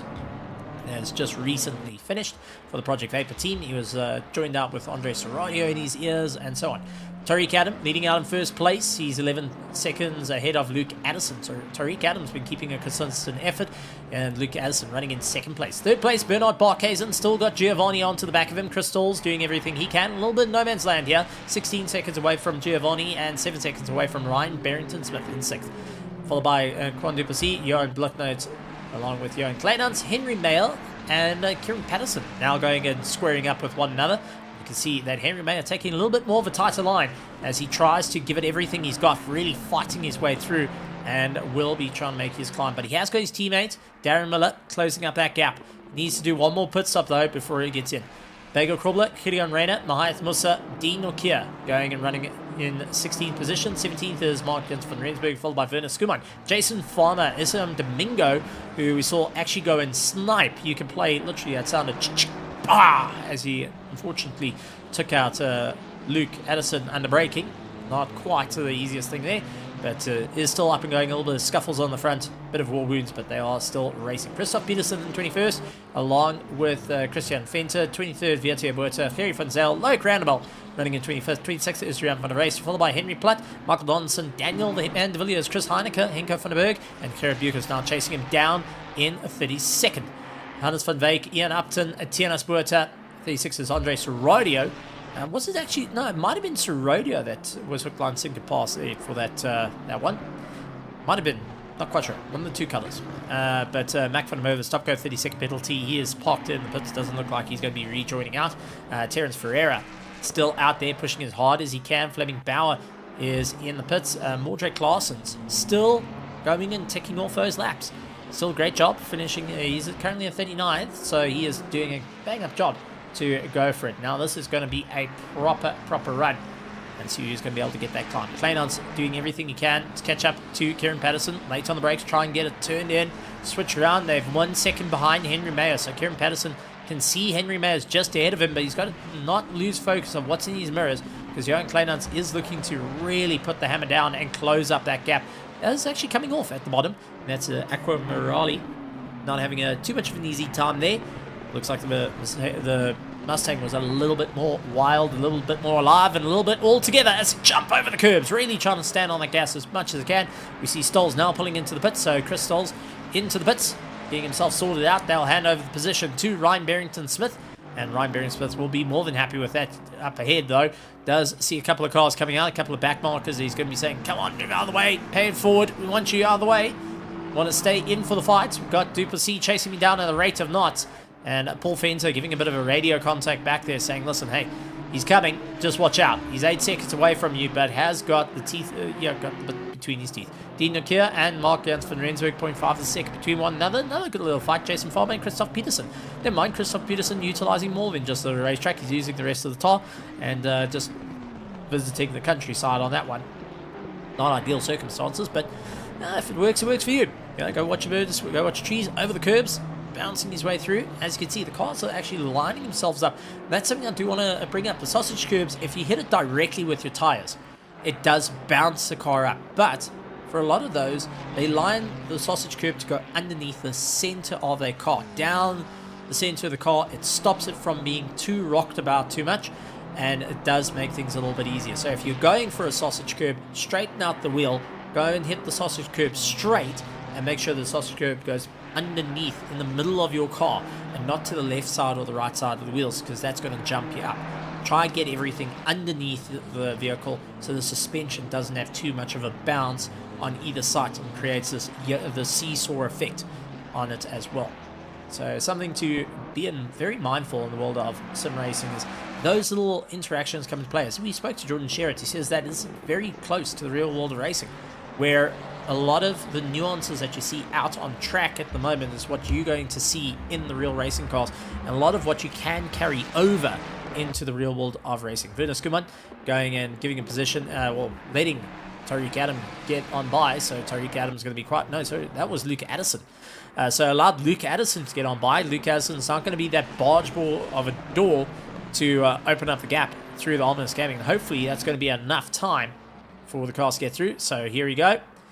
Quick play and a quick thank you from our race leader. Second place, going and making a move there, trying to keep it all going. And Werner Skuman, who tried utilizing likes of Luke Addison to just open that door to really crowbar an opening against Johan Blicknote, just wasn't able to get it done. Unfortunately, not close enough during the course of it. It did close up at a rate of knots, but unfortunately need to be that little bit closer as we enter the closing stages of this race. 3 minutes and 13 seconds to go. Johan Kleinans and Darren Miller still need to get into the pits. Tariq Adam, Luke Addison, Ryan Barrington-Smith, and Quan Duplessis needing to get into the pits. So we still got a good couple of cars out on track currently that need to do their final pit stops. And well, with 2 minutes and 56 minutes remaining, it's going to be a bit of a tough one. So 2 minutes roughly for these drivers. Tariq Adams going to be pushing it a little bit further. Luke Addison's going to be pushing it a little bit further as he is now getting a bit more of a run. 12 seconds, unfortunately, behind Tariq Adam. Ryan Barrington-Smith pulls into the pits. He is not going to run that in a little bit too close to the clock. We saw it previously with Maith Musa and Andre Sorodio. They ran it a little bit too close to the clock last season and landed up losing out right as they got into pit lane. So the drivers are going to have to bear that in mind with each and every time. Considering your lap times are sitting roughly about 1 minute 41s, 1 minute 40s, it is an all-out charge to make sure you stay within the fight, as we do see look to be Johan Kleinans coming into the pits as well. Yes, it is confirmation. Johan Kleinans into the pits, and Ryan Barrington-Smith will be coming out of pit lane and rejoining the race. Darren Miller, Duplessis, Addison, and Tariq Adam are our remaining lot to get into the pits, with 1 minute 53 to go before pit lane closes. Gideon Reyna putting the pressure on Maith Musa. Maith Musa hoping that he can stay in for the fight. Gideon Reyna doing everything he can. Gets into the toe, pulling himself along. We'll see Ryan Barrington-Smith coming out of pit lane.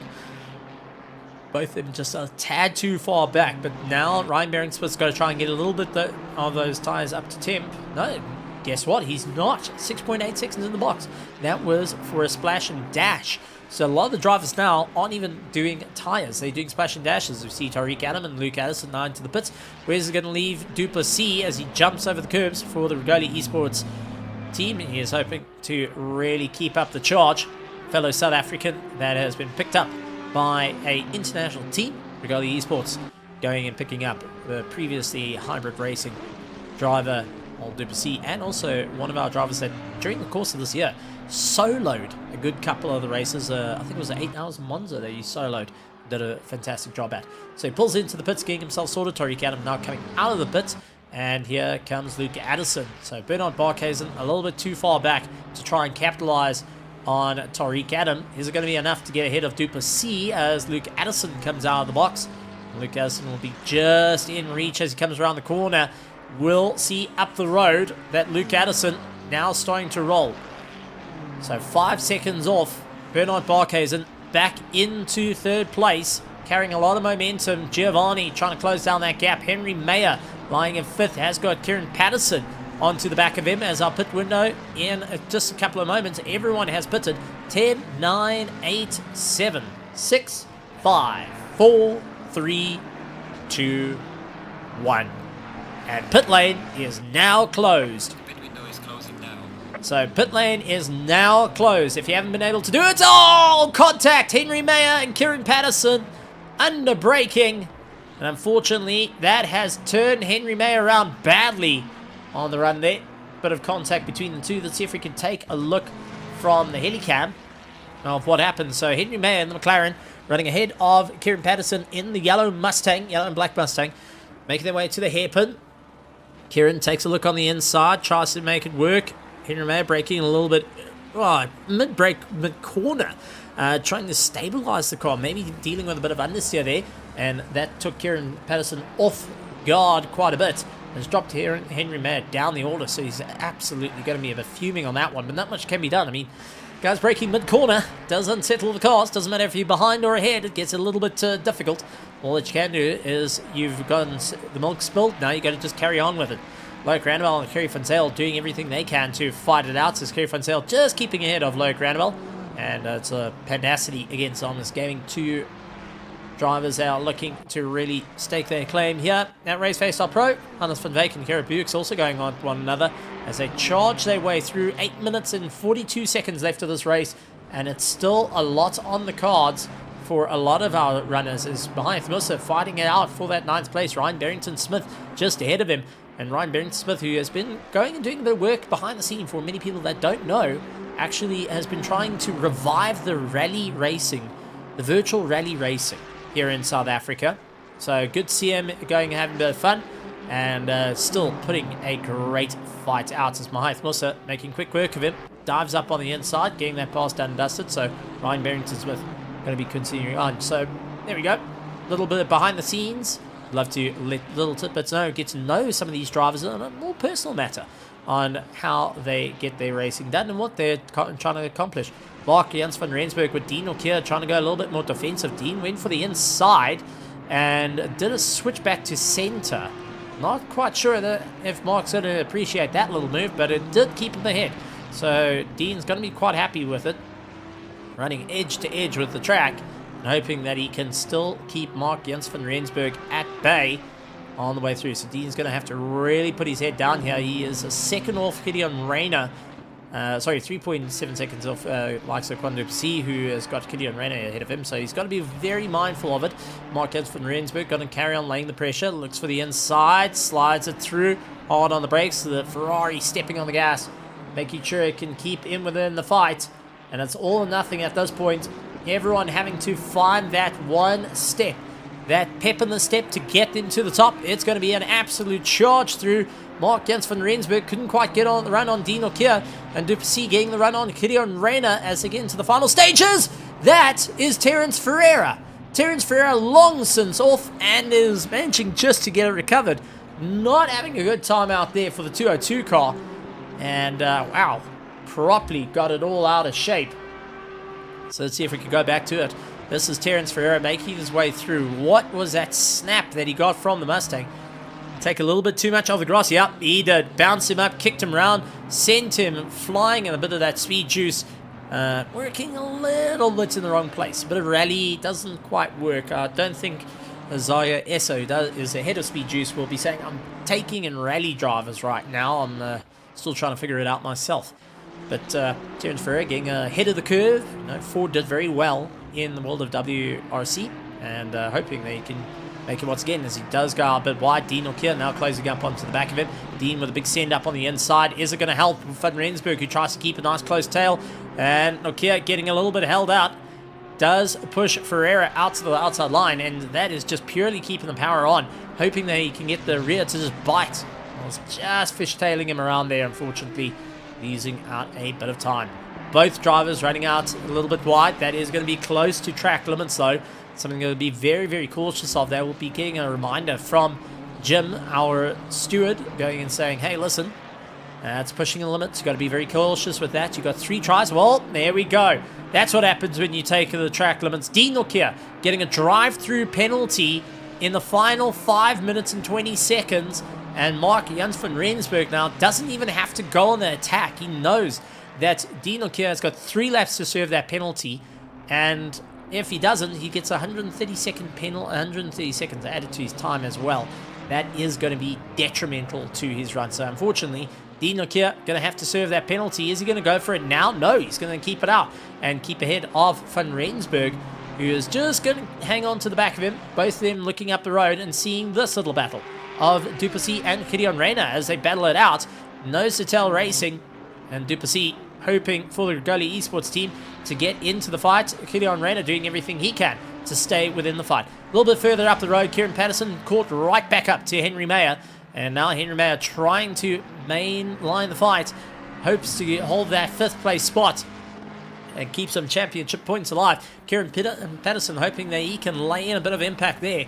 Will be throwing everything he can, tooth and nail, for the PWSR team against Martin Racing, against the former champion of the last season. So he's now having to fight it out once again. But everyone starting to feel the strains of this race, of how it goes through. Such little moves can create some monster ripples, as Mark Jans van Rensburg gets ahead of Dean Nokia. Dean not putting up too much fight there, allowing him to get going once again. Duplessis chasing down Gideon Reyna as they go nose to tail. We're going to the inside, and a quick change for Gideon Reyna to keep Duplessis at bay. Duplessis hoping to dive on the anchors. That Audi R8 Evo 2 now all over the back of the Ferrari 296 of Gideon Reyna. The almost getting curl. He's hoping to try and maintain, holds the inside line. And Duplessis doing a switch around, late on the brakes, tries to go for a bit of an in. Couldn't quite get it all done and dusted. Backs off and having to just try and figure out where he can go once again. Having to re-stabilize that car after getting a little bit unsettled. So not quite the easy run they wanted. Got to be something they very keep an eye on as our drivers start making their way through it. 927 coming and getting himself all sorted out. That's Hannes van Veek, who landed up a little bit slow in the previous sector. So he's having to really figure it out. Last 3 minutes of the race though, and it is go time for all our drivers out there. So Tariq Adam still leading out the pack. Luke Addison in 2nd place. Bernard Barkhuizen in 3rd. This is what he needs to stay within the shout. Giovanni Porzio on his return back to RaceFace.Pro. Going a little bit wide there. Will the stewards be a bit harsh on it? Nope, not this time around. He's got a little bit of those track limits in bag and being very cautious of it as he makes his way through. Henry Mayer learning a little bit further down. It's got Kieran Patterson, Chris Stalls, and Bago Krobler in 8th. Wyeth Musa in 9th. 10th place is Ryan Barrington Smith as we see Dean Nokia coming out of pit lane. Oh, Dean Nokia not only got the drive-through penalty, got off the button a little bit too early. Stop go 30 seconds as well will be added onto the time. So not going to be smiling at that one. And if there is a false pedal in that sim rig, well, it's taking a fair amount of abuse at the moment. Not ideal circumstances, but you've got to be so careful with that pit lane. Even Jordan Sherratt said, you're not able to figure out that pit lane, you will end up getting hurt coming on off the button a little bit too early. Going fast into the pit lane will end up a bit of a kick as well. Unfortunately, another driver starting to feel that exact same impact. So Dean has got to try and bring himself back, but falling down the order, he's going to fall out of the top 30 by the looks of it. So Giovanni over the back of Bernard Barkhuizen, hoping they can stay in with our shout here, as they do see a little bit ahead. That is Daniel de Villiers, who's got Henk van den Berg onto the back of him. They are slightly further down the field, but Henko van den Berg doing everything he can to put the pressure on Daniel and de Villiers in that Nissan. Had a little bit of a rough start and has been trying to get back ever since. Bago Krobler onto the back of Mahiath Musa. This is 9th and 8th position. Finding it out. Close racing between them. So far, Mahiath Musa doing a great job to keep Bago at bay and soaking up that pressure every which way possible. But we have got we've got multiple fights across this field with the closing stage of the race. No one is in without a cause at the moment. Johan Kleinans dealing with Issam Domingo, trying to come back at him as hard as he can. Looking to stay in for the fight. And we are getting mentioned that Tariq Adam is now on his final lap. So Tariq Adam is now on the final lap and looking to keep going. Henry Mayer trying to work his way around the back marker. Kieran Patterson looked to try box him in. Unfortunately, back marker going and being a little bit polite. Moves across to the side. Says, no, on your way, guys. I'm sure that bit of frustration of, come on, I wanted to use you to help box him in. Now coming and being shouted out properly between them as they charge their way through. Going and seeing that's final lap. It's go time. It's everything for our drivers. Henry Mayer, Kieran Patterson, still the closest out on track. Giovanni dropping off the likes of Bernard Barkhuizen in third place. And also, Gideon Reyna and Duplessis still keeping each other open and honest there. Kleinans and Nessun Domingo having a good tussle between one another. Inko van der Berg and Daniel the Hitman de Villiers are another runs of our close battles out on circuit. Everyone hoping that they can stay in without a shout. Duplessis lines up around the outside. Sees Gideon Reyna trying to put enough pressure on him. Over the curbs they go. It's going to be late on the anchors. Try to pull it back. And it looks like Duplessis may just... No! He misses out. And now has Gideon Reyna coming right across. Keeping him very, very busy. Gideon Reyna gets a jump. And now Duplessis falls into the clutches of Van Rensburg. Van Rensburg now looks to try and get past. Looking around the outside. The Venomworks Racing Vipers looking to go and bed sharp fangs into the likes of the Rigoli Esports, stuck on the outside, fighting their way through the hairpin, a little bit out wide, but it does look like Van Rensburg just losing a little bit of time. Tariq Adam, though, comes across the line, taking first place for the Ignats. And now Luke Addison in second place for ITB Esports.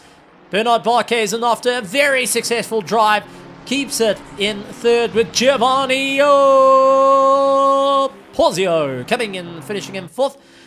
Fifth place going to Henry Mayer ahead of Kieran Patterson. Chris Stills will be running in seventh position. Eighth is Mahath Musa, Ryan Barrington Smith, and Gideon Reyna running out towards that top pile.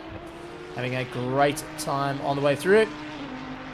Juan Duplessis will be keeping ahead of Mark van Rensburg for how long as they make their way through. This is heading down into Ravazza 1, Ravazza 2. So in through Ravazza 1, out to Ravazza 2, and on the gas, I think Mark Jens van Rensburg has admitted defeat on this one. Will be happy with that 12th place spot. Jan Blicknight in 13th, Furnace Kuman keeping ahead. He has got Kleinans, Isam Domingo, who is now 0.8 of a second behind Kleinans. And Ravazza 1, Ravazza 2, don't think these two are going to have a passing moment here. And Christian Fenter in 17th. 18th, Christoph Peterson, Jason Farmer, Viertier Buerta cycling his way around. 21st is Darren Miller, Load Grandabel, Harry van Zel, Riem van der Race, Henry Platt, Michael Donaldson, Daniel de Villiers, Hinko van den Berg, Chris Heineke, Gerrit Bukes, Hans van Wijk, Ian Upton, Dean Okier, Tiernas Buerta, Andres Ferrario, Terence Ferreira, Modric Claessens, Fleming Bauer, and Mac van der Merwe is our running, and that was our cars in the server. We do know Fleming Bauer and Mac van der Merwe unfortunately retiring out of this race. Modric Claessens, though, takes up the final, and he finished it right to the end. Wow, oh wow. What a run. What excitement. What a bit of fun here at Imola for round one of the championship being done and dusted. Big congratulations goes out to Tariq Adam, Luke Addison, and Bernard Barkhuizen on a phenomenal drive to get out towards the top after the disappointing little run. Unfortunately, Jordan Sherratt getting caught out in the run. So, bit of a sad one there, but understandably, some things are just out of your control. But with that being said, we're going to be taking a look and having a chat to a couple of our drivers to just get their feedback and insight from the race and how did it go from their perspective, seeing how everything was right on top of one another. So we're just waiting for them to get into the commentary booth. So we do have our third place. Let's bring in Bernard Barkhuizen. Bernard Barkhuizen, welcome to the commentary booth and well done on that third place. Man, oh man, what a race it was and what a fight you had at the start of the race. Take us through it. I didn't expect to end on a podium, especially if you look at the caliber of people driving tonight. They are. Man, I'm soaking wet. I have to say, Mr. Like you say, Stephen, Mr. Porzero gave me a lot of pressure there. So, yeah, I'm drenched and completely drained. I mean, this was nose to tail racing right through. Some difficult moments, traffic playing into it. How was your take on such a packed field? And with everyone that you're going by, suddenly they're in a fight. I mean, you're not overtaking one car at a time. You're trying to get in between two cars that are dicing, three cars that are dicing. How was it out there just trying to carve your way through some of the traffic? Hey, look, it was busy. There was a few sketchy moments. It was my own moment out of Aqua Minerale when a guy was just at the exit. He was standing completely still, like on the racing line, and I was like, that's on top of the hill. I mean, if you go into that corner, you don't expect the guy to stand there. So, there was a few close calls, but otherwise, quite clean race. Only 2 track cuts, and feeling good about that one now. Well, third place is no easy feat, and also you managed to get on top of the points ahead of the previous champion, Henry Mayer. I'm sure that's a little bit of going into it. You always see someone holding the crown, and you're thinking, you're the person I'm going to go and beat.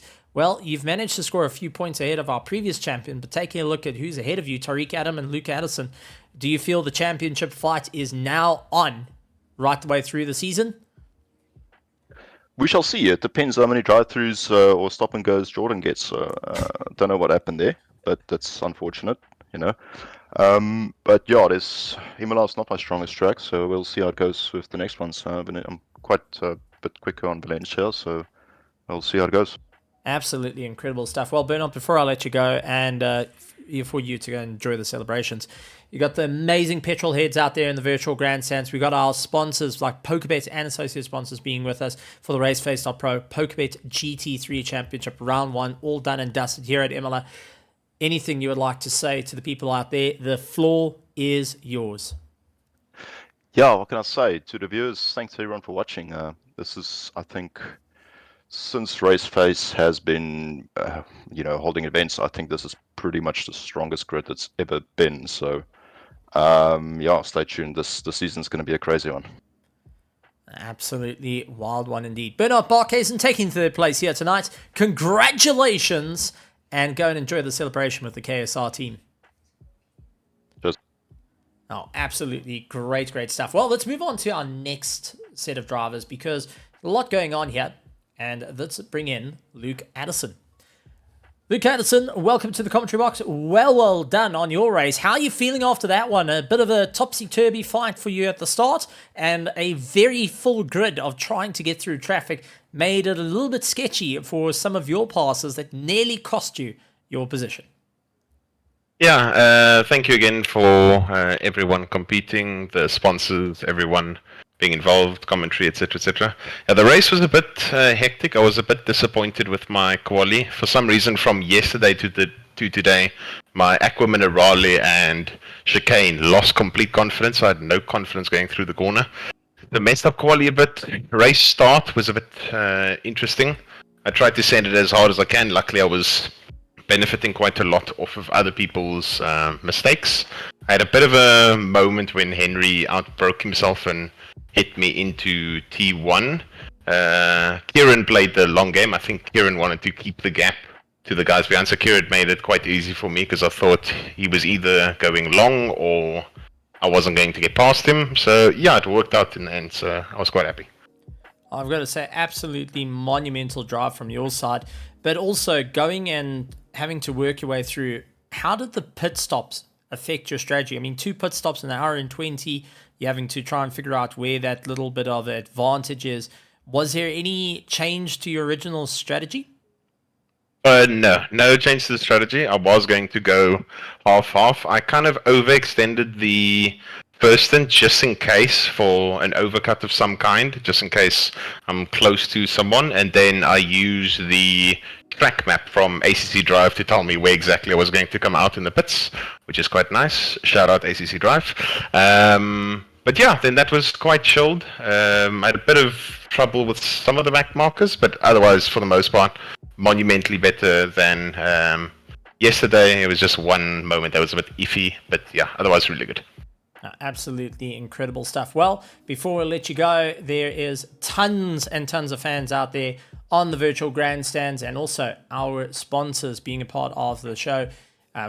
Anything you would like to say to them before you go down and enjoy the celebrations for coming second right here at Imola for round 1 of the RaceFace.Pro PokerBet GT3 Championship?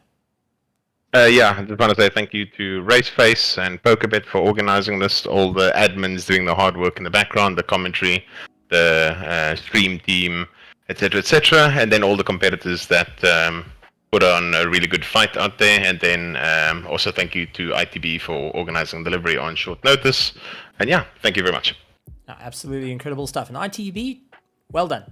Looks mint, guys. So livery looks great. Keep up the hard work. Well, Luke Addison, thank you very much. And we're going to bring in our winner of the race, Tariq Adam. So, as Luke Addison gets out of the box, we move on to first place. First place for round one of the PokerBet GT3 Championship, powered by RaceFace.Pro. It is Tariq Adam. Tariq, well done. Kept your head clean. Kept it going. How are you feeling after that? Thanks very much. Yeah, I'm feeling good. Honestly, not expected at all. Definitely wasn't fighting for the win the race. I mean, we all practiced together. We know everyone's pace. We knew Jordan was clear favorite to win. He had a massive pace advantage on us. So, unfortunate for his top goes and stuff, but he definitely deserved the win. But you got to be there to capitalize when things happen. So I'm happy that I was there. Well, what does this mean for you in terms of the championship running now? Because you've maximized the points. You're first in the championship. Is it going to be still the friendly of, oh, no, you go, you're a little bit quicker than me? Or is there a little bit of that competition of, that's maybe the 1 or 2 points that I need to win the championship? Is that starting to become a thought at all that's running through your head? Or is it going to be, no, we'll just see where the cards fall? No one's, it's first round, no one's thinking of championship. But I mean, even in your race, between us, we never say, oh, you go.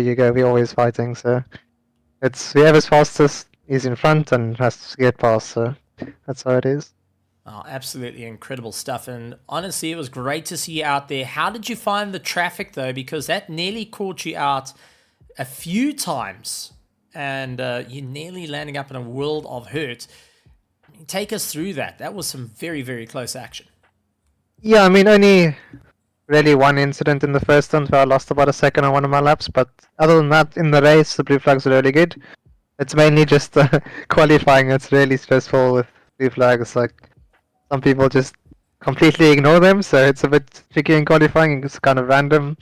And it's really difficult to find clear air in quali with so many cars on the grid. So qualifying is definitely really stressful. You got to make the lap count, but we made it happen. Luke had that problem where he struggled in qualifying, so it came to my advantage today, but next week might be different. So we'll see. Absolutely. Well, Tariq, before I let you go to go and enjoy the celebrations on your win, and obviously fantastic to have you back here at RaceFace.Pro. The competition, world class from the entire grid, whether you're sitting in AM, whether you're sitting in Pro, everyone at the top of the class, and glad to have you guys back. But also, now moving on to Valencia. Any thoughts of what's the game plan for Valencia next week? I mean, same as Imola, just try my best. The car's pretty decent there, so we'll see. But hopefully, I can have some decent pace. Yeah, and then just a shout out to the for making it possible. You for the stream. My teammates for practicing together and pushing each other, so well done to them as well, and well done to everyone else on the grid. Absolutely incredible stuff. And for many people that don't know, Tariq Adam did also have a bit of a time in the real life racing scene, racing in if correct me, it was Toyota Yaris GR. You spent a season in one of those. Yeah, that's correct. Yeah, so for anyone that doesn't know, sim racer turned real racer, Tariq Adam, going and showing that you don't have to be a real racer to get into sim. You can go from sim to real racing, and that's helped him out quite a bit. So, Tariq, absolutely fantastic. Glad to have you here. Glad to see you out there, and well done on your win for round one. Awesome, thank you. Incredible stuff. Well, folks, ladies and gentlemen, boys and girls, I hope you are just as excited as I am with this championship going absolutely off the rails, unglued. Nothing can be expected here, because what you expect is the unexpected. Well, let's tell you what's coming up. Later this week, we will have the iRacing IndyCar coming up on the channel, so make sure that you go and hit the subscribe button to see that. Going to be great. Our iRacing IndyCar drivers had an absolute huge amount of fun. Unfortunately, we couldn't get the broadcast out on Tuesday just that time. Didn't quite work to hands, but then next week we are plenty of racing. Moving on to our GT3s again for iRacing, and then our Sprint Series our RaceFace.Pro PokerBet GT3 Sprint Series on Wednesday, 10 past 8, and then at 10 past 8 on Thursday, it is round 2 of the RaceFace.Pro PokerBet GT3 Championship. That being said, though, we've got Tristan Herbst into the box. Tristan, Pro, came unglued of note. We thought that Jordan Sherratt would get the win. He landed up with a disconnect. We saw Brandon Kruger, unfortunately, suffering the same. He went and had the fate of his steering wheel giving up the ghost. Mordred Claessens had a Windows crash. He got back in and went racing. Close racing up and down through the field. It was madness here in the pros. I mean, Pro-Am was also fantastic. The Pro Lights did not disappoint tonight, Stephen. Incredible performance all around. Unfortunately, suffering a couple of disconnects as well from some of our drivers. I saw, I think, about 3 or 4, unfortunately, just losing out to those external factors, which we hate to see here at RaceFace. But regardless, a 40-plus driver grid, and it was a phenomenal race to watch and cast as well. I mean, drivers kept it clean. There was so much action constantly. And, man, all I'm saying is I cannot wait for next week at Valencia. I mean, that's going to be quite an eventful race. Now, it's going to be absolutely mental. Very tight circuit that is going to push our drivers that little bit further. Well, ladies and gentlemen, boys and girls, thank you so much for joining us here in our Pro Division and in our Pro-Am Division, but also a massive shout out to all our admins and our sponsors. PokerBet coming and being our title sponsor yet again. Love to see it. Win big with them. Our affiliate link down in the description. Make sure you click it. Join up with the fun. And you too can win with PokerBet. Lots and lots of awards and prizes going on with them. A bit too much for me to just absorb into at once. It was like just so much excitement coming through my screens. But that being said, always fantastic to have it. And also to our other sponsors as well, coming and being a part of it, that are making a great show. But ladies and gentlemen, boys and girls, from the THC Productions, and on behalf of Tristan Herbst, our, commentator, manager, and driver, I mean, a jack of all trades, also one that builds all the stuff you're seeing on the overlays, that is done by Tristan Herbst. And he's also now making liveries. Tristan, do you do sewing as well? Maybe I should take up sewing. Sounds there like we a go. good hobby. There we go. Taking up sewing. Okay, so Tristan's opening up a sewing store. But ladies and gentlemen, boys and girls, thank you very much for joining us. And we'll see you next time right here on RaceFace.Pro. From Tristan Herbst and myself, Stephen Koenig, like always, good morning, good afternoon, good evening, and good night, everybody.